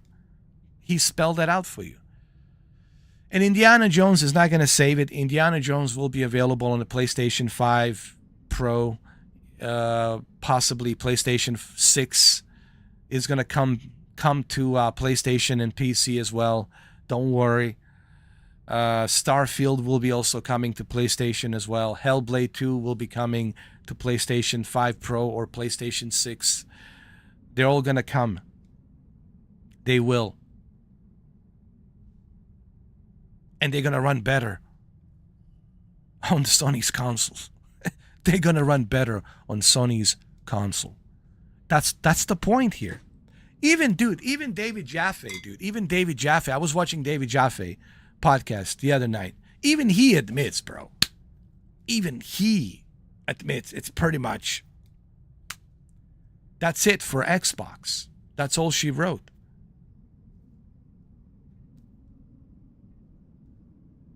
They're only focused on a service. That's it. Sony has no competition, and Xbox is focused as a service. No different than Amazon Prime, no different than Netflix, right? What is Netflix? A service. What is Amazon Prime? A service. What is HBO Max, Disney Plus? A service. It's no different. Paramount Plus, a service. No different. It's a service. And that's how they're going to treat their brand as a service. And whoever wants it to pay for us, we will give it to them. We don't care if it's Nintendo, Sony, whoever. Higgy Jiggy, you name it. We're going to sell our service to whoever wants it. And I think that's the point that a lot of Xbox fans, and I have a lot of them who are my friends, and they don't want to talk to me because of me speaking the truth, me speaking the facts. Well, I'm sorry, but these are the facts, my friends. All right? Don't look at me that the Xbox is in this position that is in right now, in this situation that it's in, because I didn't make those decisions. Yours truly, Mr. Spencer, Phil Spencer, head of Xbox, made those decisions. So what does that mean? Look, if you are happy with your Xbox and you're happy with the service that you're getting and you're happy with the fact that you have no exclusives, if you are okay with that, dude, it doesn't matter what I say. It doesn't matter what I say, what my friend Cameron says, what anybody says. If you are happy with what you have on that Series S or Series X, if you're happy with a Hellblade 2 running 4K 30, bro, it doesn't matter what I say. It doesn't matter what my friend says. As long as you're happy. I'm not trying to tell people go sell your Xbox or whatever. I'm just speaking the obvious facts and truth. And that's it regarding the Xbox. And I'm not alone in this. I'm not the only one saying this. A lot of YouTubers are saying the same thing. A lot of gamers are saying exactly the same thing I'm saying right now. That's the fact. You can't argue a fact. But that doesn't mean you shouldn't enjoy your Xbox. If you're enjoying it, it doesn't matter what the facts are. It doesn't matter what I say. It doesn't matter what my friends say. It doesn't matter what other people say. If you are enjoying what you are enjoying, that's all that matters. So I don't want you guys to take this the wrong way. All right? I just want you to understand that your Xbox console has no exclusives. It's not an exclusive type of console. If you want exclusives, PlayStation is that console. That's all I'm saying.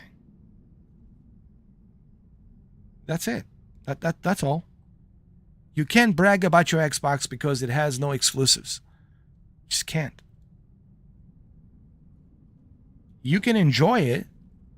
You can have fun with your Xbox. You can make love to it. You can take a shower and put some soap and shampoo on it and rub its back.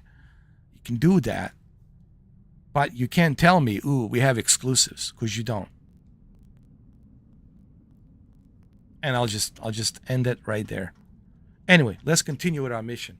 Because these are the facts. It is what it is.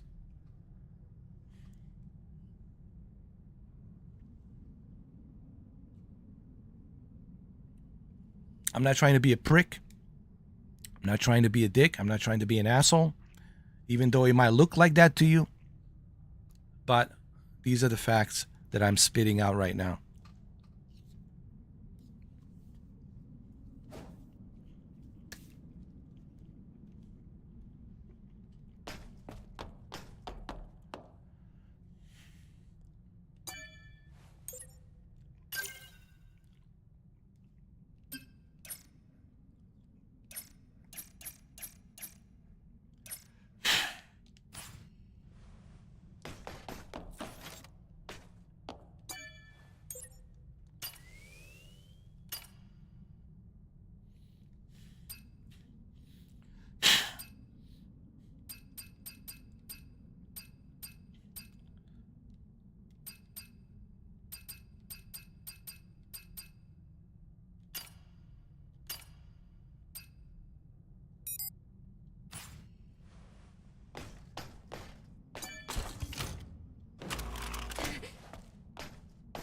Let's save the game.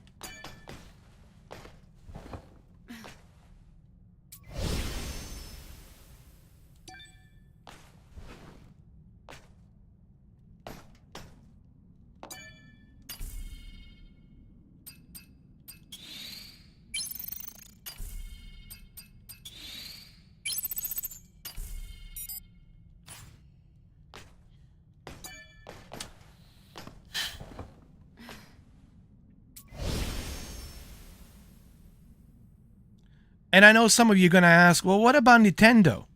Mr. 4K, you totally forgot about Nintendo. Nintendo never had any competition. Because Nintendo, it's its own thing. Nintendo by itself, it's exclusivity. That's why Nintendo never had any competition. Because Nintendo has always been exclusive. Just the word Nintendo, it's exclusivity. You want to play those games, you got to play it on Nintendo. You can't play it anywhere else. So that's why I don't put Nintendo in that bracket to be in competition with Sony or, let's say, Xbox. Because Nintendo has always been its own thing. It's always been exclusive. Just the word Nintendo, it's exclusive. Everything they do, it's their own exclusivity, their own way of design, their own way of playing, their own design of playing the style of playing, whether it be Nintendo V or Nintendo VU or Nintendo 3DS XL, or whether it be, Nintendo Switch, where you can take those, controllers and take them and use them as a motion trackers, right? Nintendo has its own library of exclusivity. Nintendo has always been exclusive. You're never going to see a Paper Mario on Xbox or Sony. You're never going to see, Donkey Kong or Metroid on Sony or Xbox. You're never going to see Zelda on Sony or Xbox, right? Nintendo, it's its own exclusivity. So that's why I don't put Nintendo next to Sony and Microsoft, because it just makes no sense. Why would I put them in that bracket? You know. Anyway, let's continue on.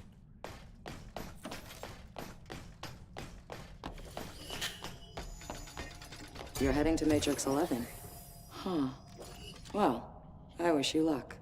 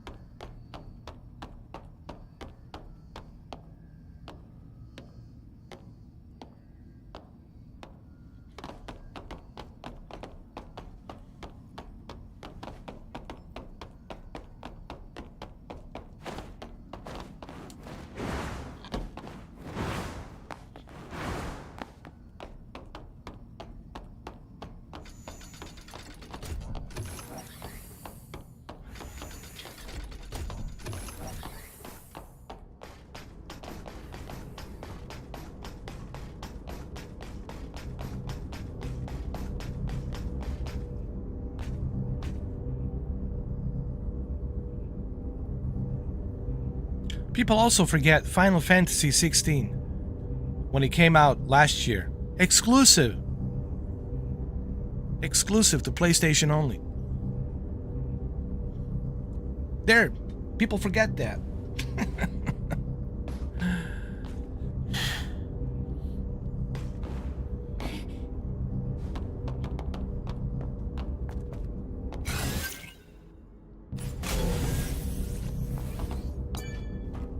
Hey, move out of the way. I'm busy. Angel? Sorry I didn't recognize you.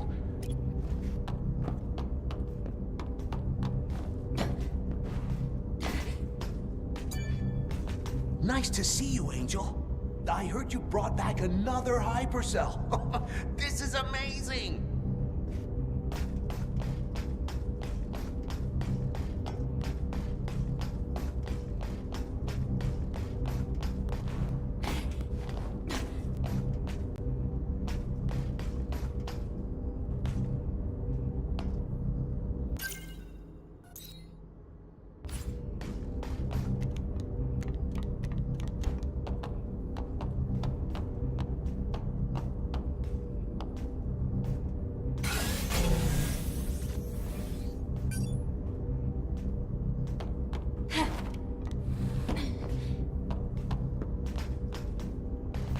Let's see. If I enter the name in the life support device. Sleep mode is activated and only the necessary functions required for minimal life support are running. Energy is needed for physical activation. What's this message?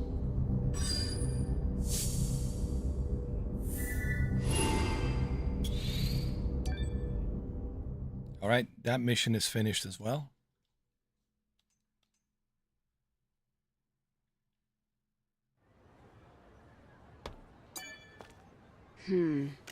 Retro. But I'll be able to see just what kind of information is passing through.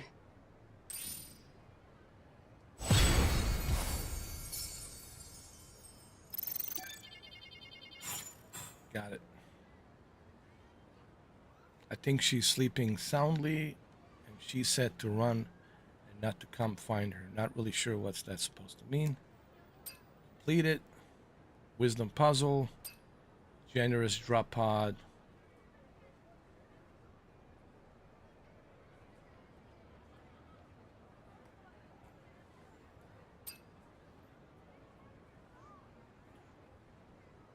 We're publishing information of the Legion's secret stash extracted from 807 map data. Find and investigate bar 99 on Silent Street.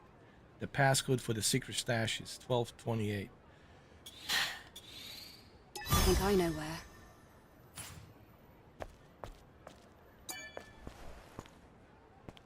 Good to see you, Angel. Hello, Roxanne. I much prefer you to the beggars in Zion. You're far prettier. Yes? What's going on?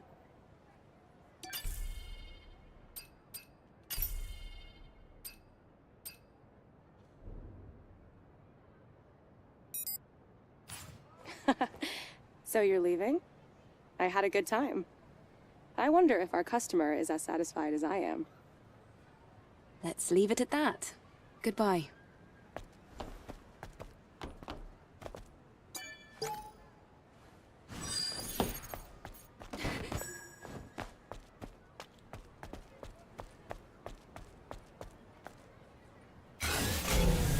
Let's find that bar.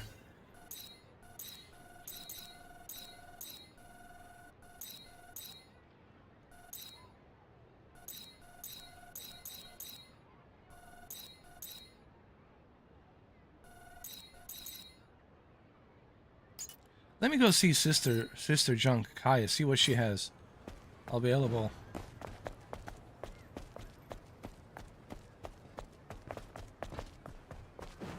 She might have something for me. Let's see.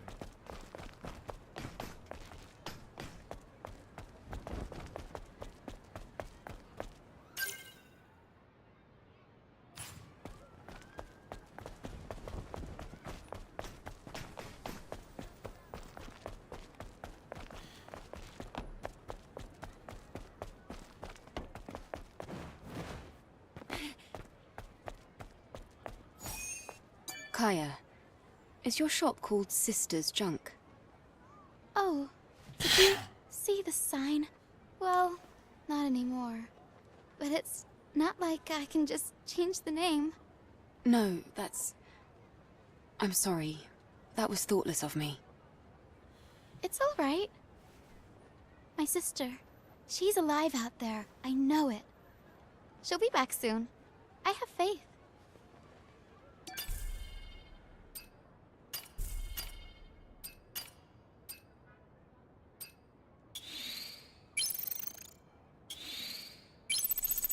There we go.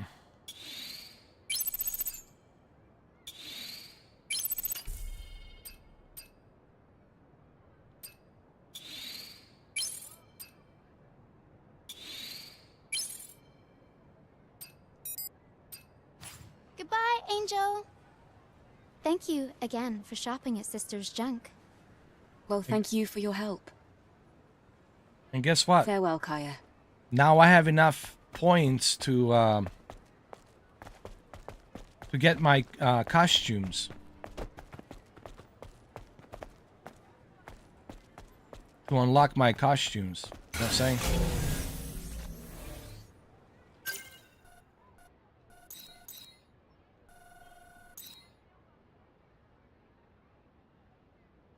Let's go over here.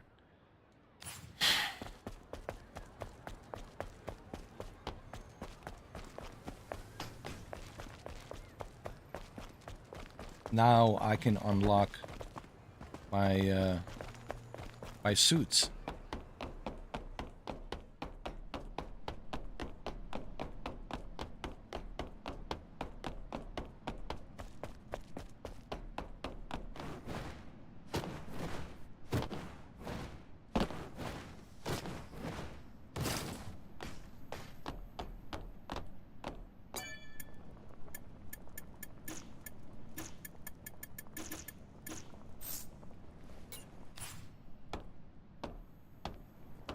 Alright, let's do it. We'd better take the Alpha signal meter over to the tetrapod before heading out to Matrix 11. Something need fixing? Oh yeah. Oh yeah.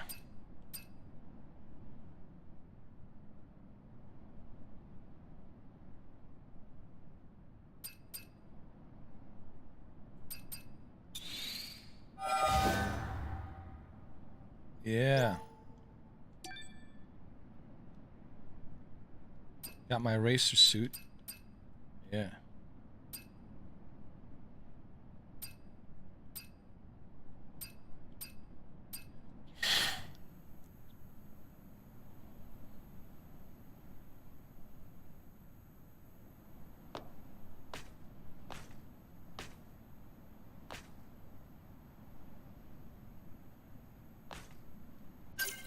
Let's see.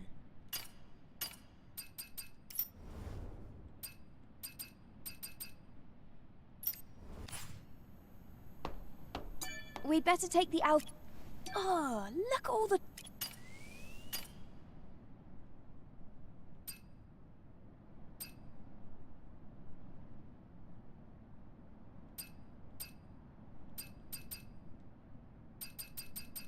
So I can unlock this one. I just need to get extreme polymer material. Same thing here. Let's go get the material. Let's go to the sister junk.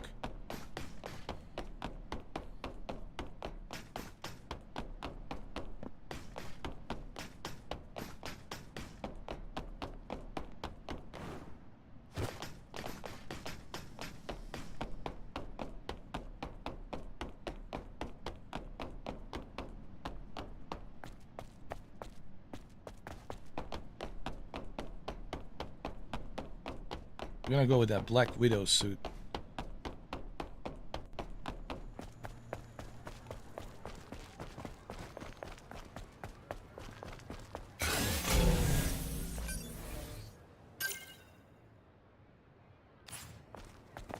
She's right here.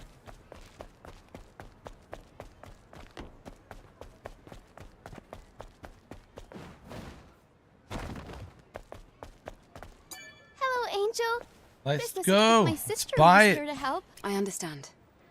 I have some. Your sister sounds like. My sister's name is Kara. Kara. She's strong and decisive. So I believe she's out there. Somewhere. She has to be. Kara. I'll remember that name. Kara.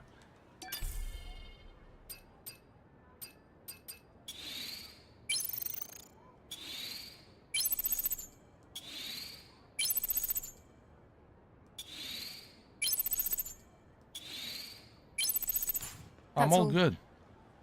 Now I can unlock a new Yes, suit. Angel. I know it's not my business, but I hope you're able to finish your mission.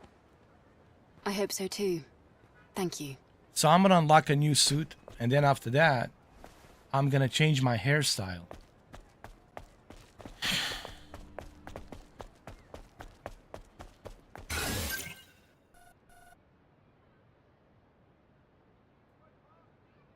Go straight and then right.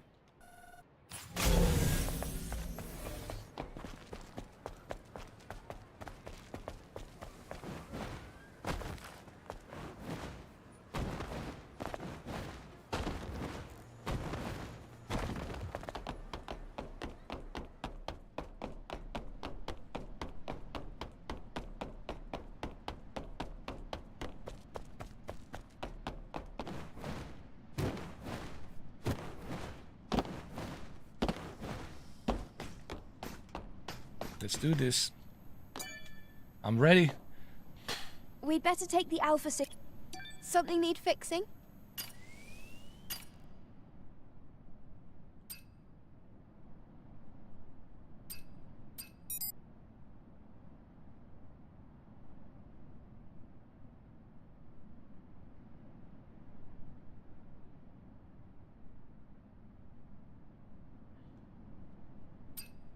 Oh, I need more. I need 20 more. Shit, I gotta buy more. I only have 5. I need to buy 20 more. I want this black suit. She's gonna look like a dominatrix or some shit. Alright, I need more.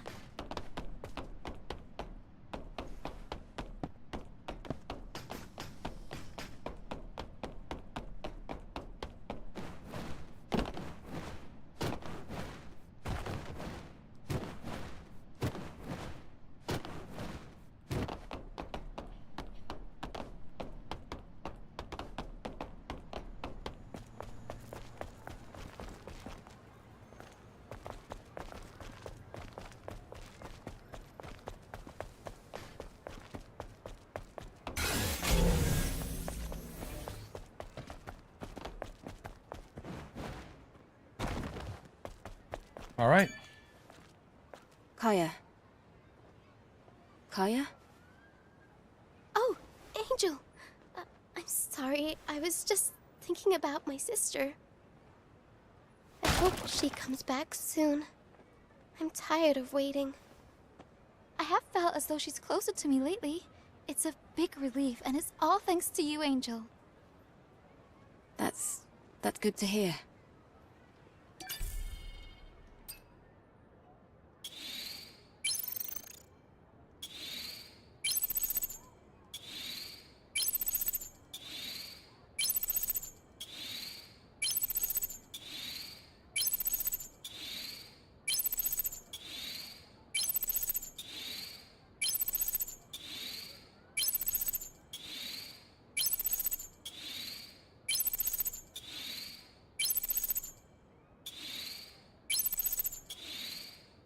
There we go. Now we good. My comrades are waiting. I have to go. It's a good thing to have people who are willing to wait for you. All right, Angel? I'll do my best to get a hold of even more products. Thank you, Kaya.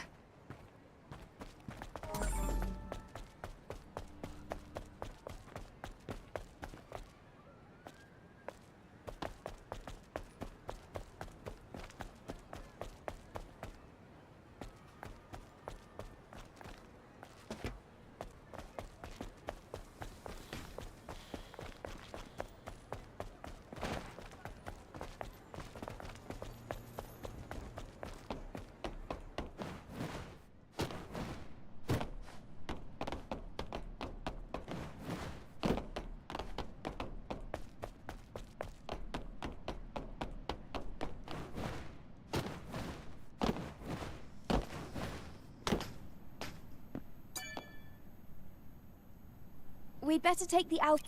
Oh, look at all the.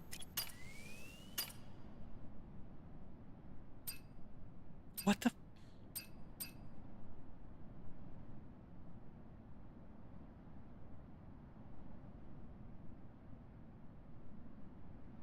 I need 4 more. Oh my god. Jesus. 4 more. I got 21. Oh man, you gotta be kidding me.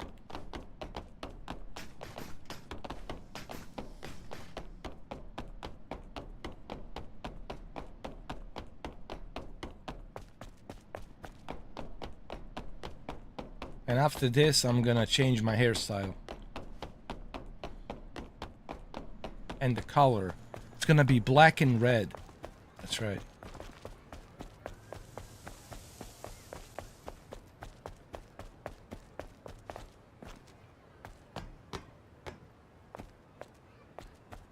Wait, is this a sister junk? No.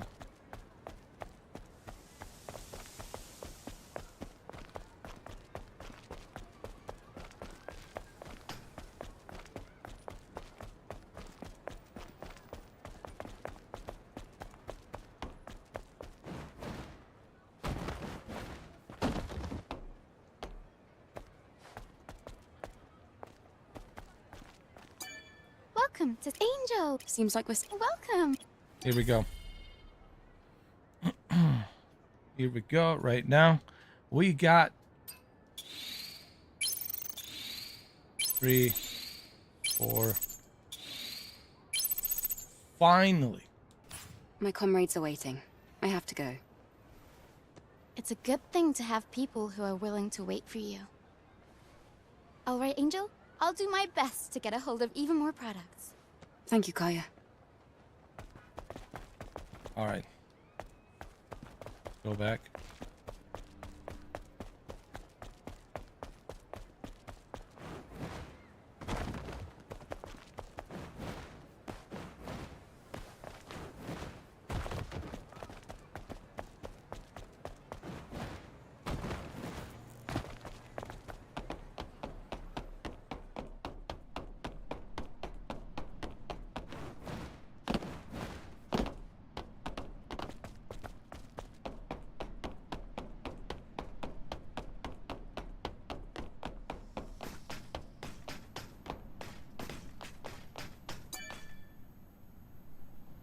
We'd better take the Alpha signal meter over to the tetrapod before heading out to Matrix 11.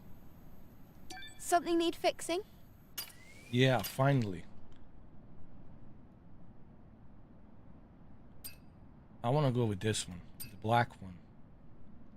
This one's good too, but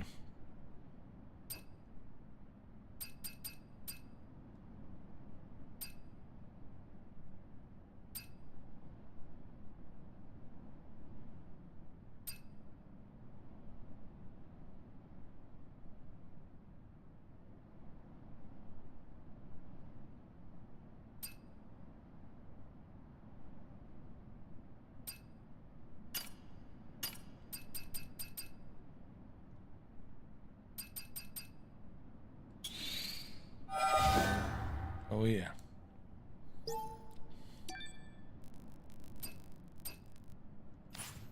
Now we talking. Oh yeah. Come on. Now let's change your hairstyle.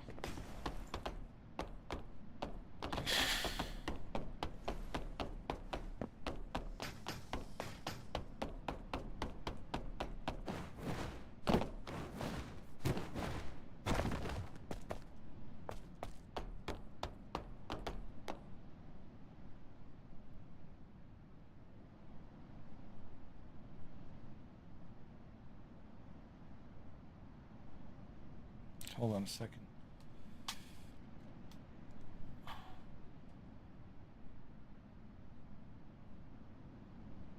There we go.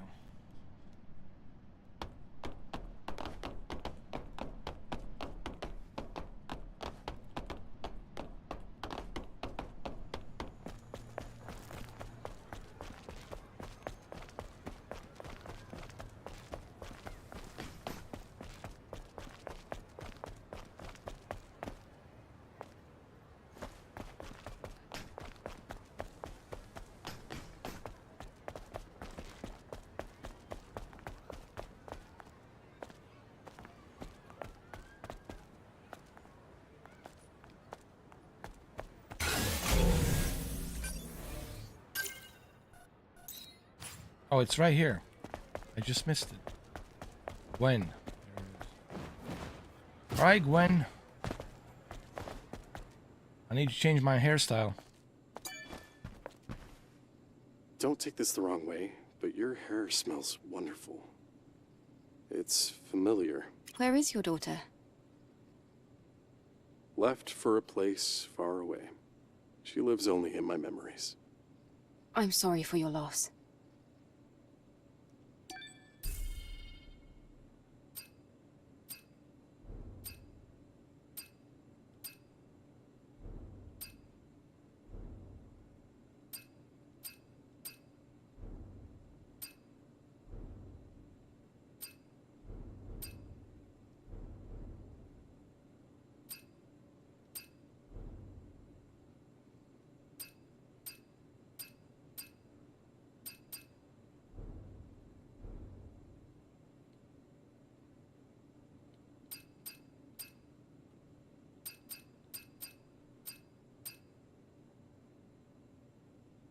Perfect.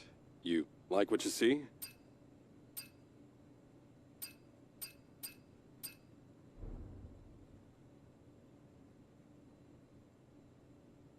How about this?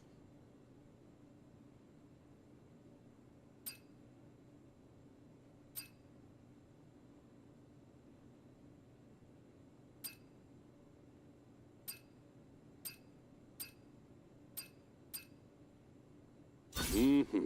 It's always a pleasure to style your hair. She's blonde now.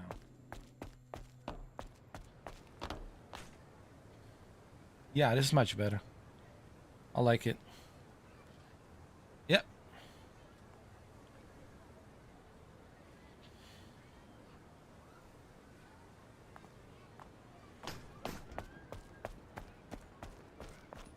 Let's see. Looking good. Yep.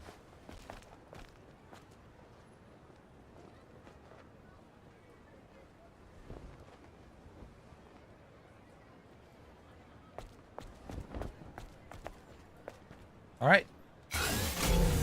What's our next mission?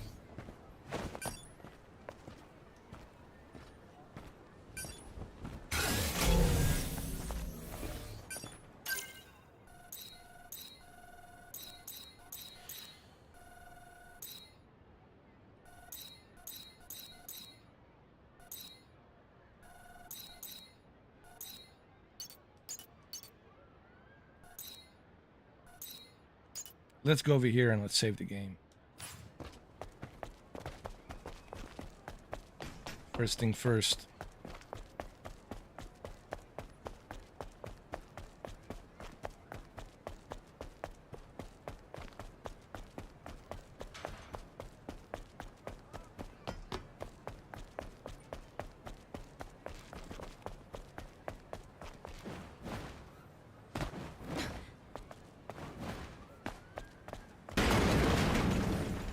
Huh. This noise. Renovating, perhaps?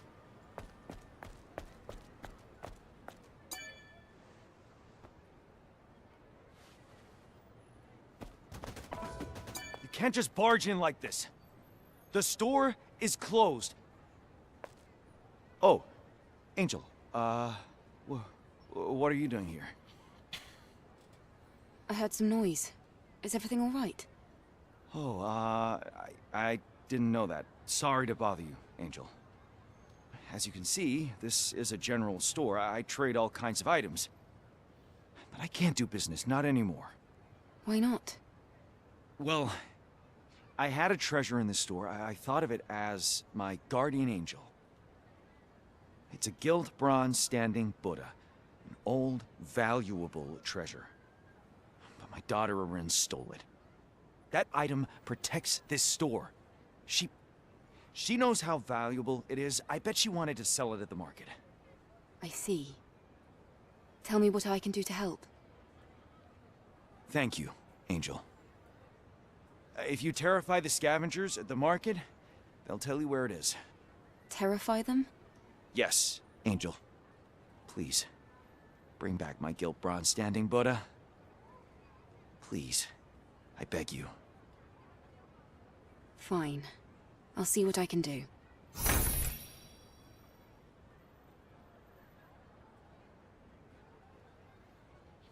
Got another mission, huh?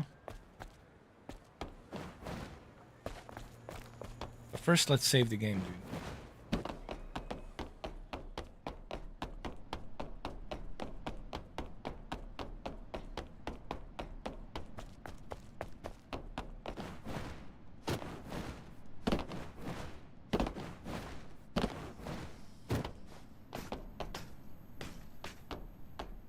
Right here. Save the game.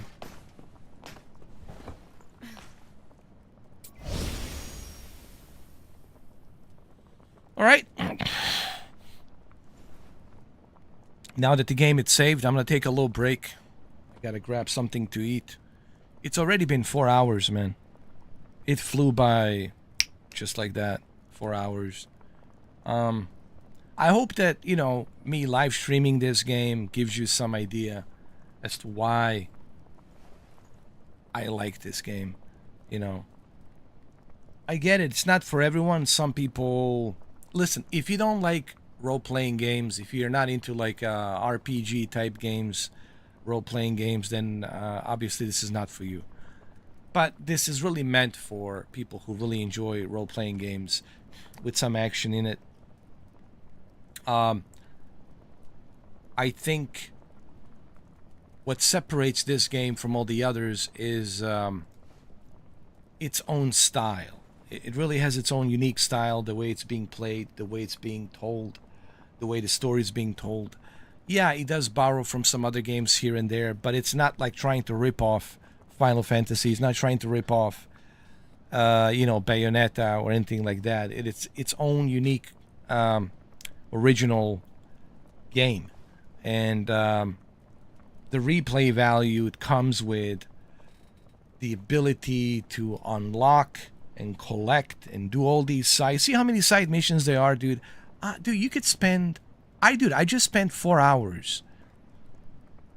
Like, okay. Take away from this live stream. I just spent 4 hours just doing side missions. I haven't even touched main mission. I was doing the side missions. And that shows you just the amount of time you can spend doing the side missions, the amount of time you can spend unlocking the new costumes, collecting materials, upgrading. And the good part about that is when you finally finish the game, if you spend 30 plus, maybe 40 hours, maybe even 60 hours, I don't know how long it's going to take you.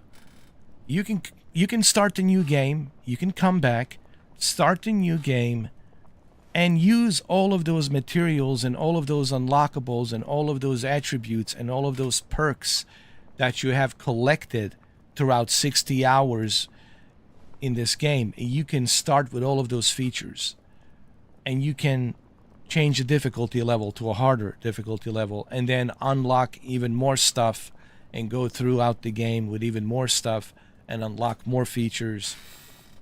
So that right there gives you a replay value.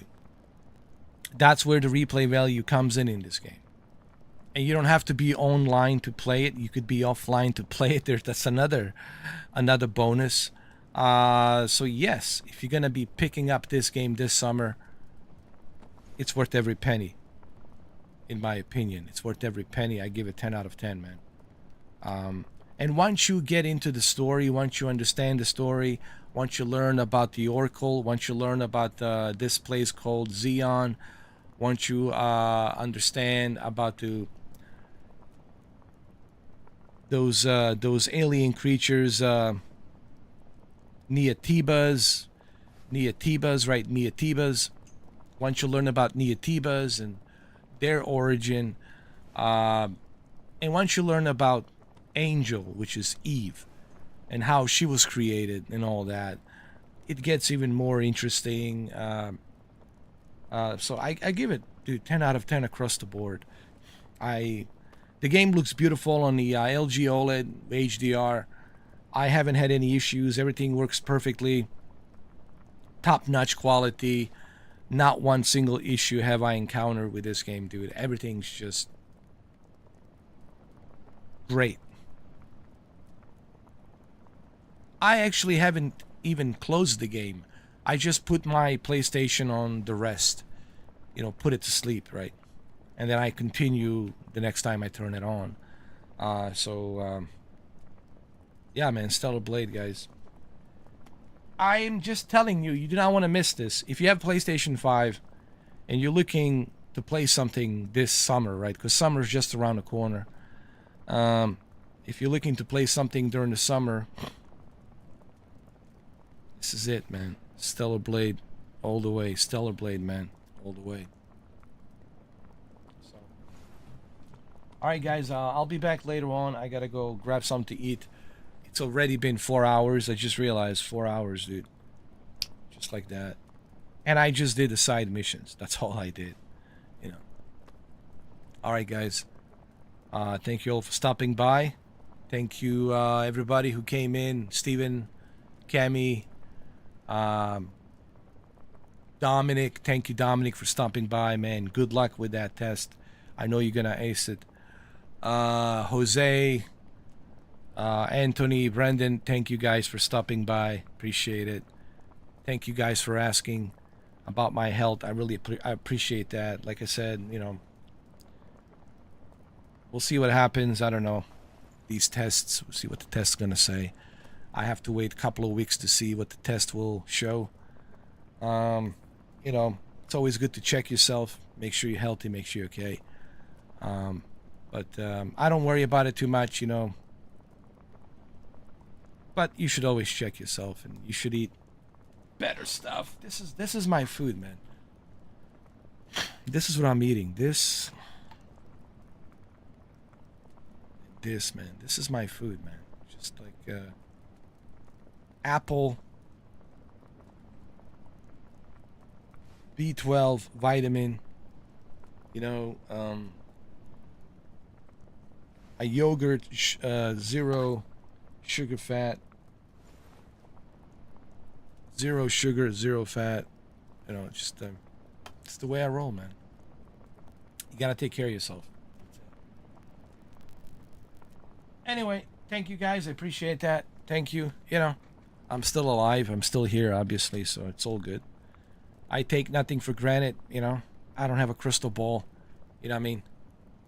That's the thing about life. You don't know a day from now, a week from now. But I don't worry about it, man. I just take everything one day at a time. One day at a time. But I take nothing for granted because I know how quickly it can just be over. But I take it one day at a time, man. And that's how you should do it. One day at a time, guys. Right? Don't waste your life on a bunch of nonsense and BS. Don't waste your life on people that don't benefit you. Don't waste your life on negative energy and shit like that. You know. Waste life on what's important. Because at the end of the day, no one's going to care more about you than you should care about you. Okay? Let's just put it that way. All right. So thank you for watching. And I'll see you soon. Cheers.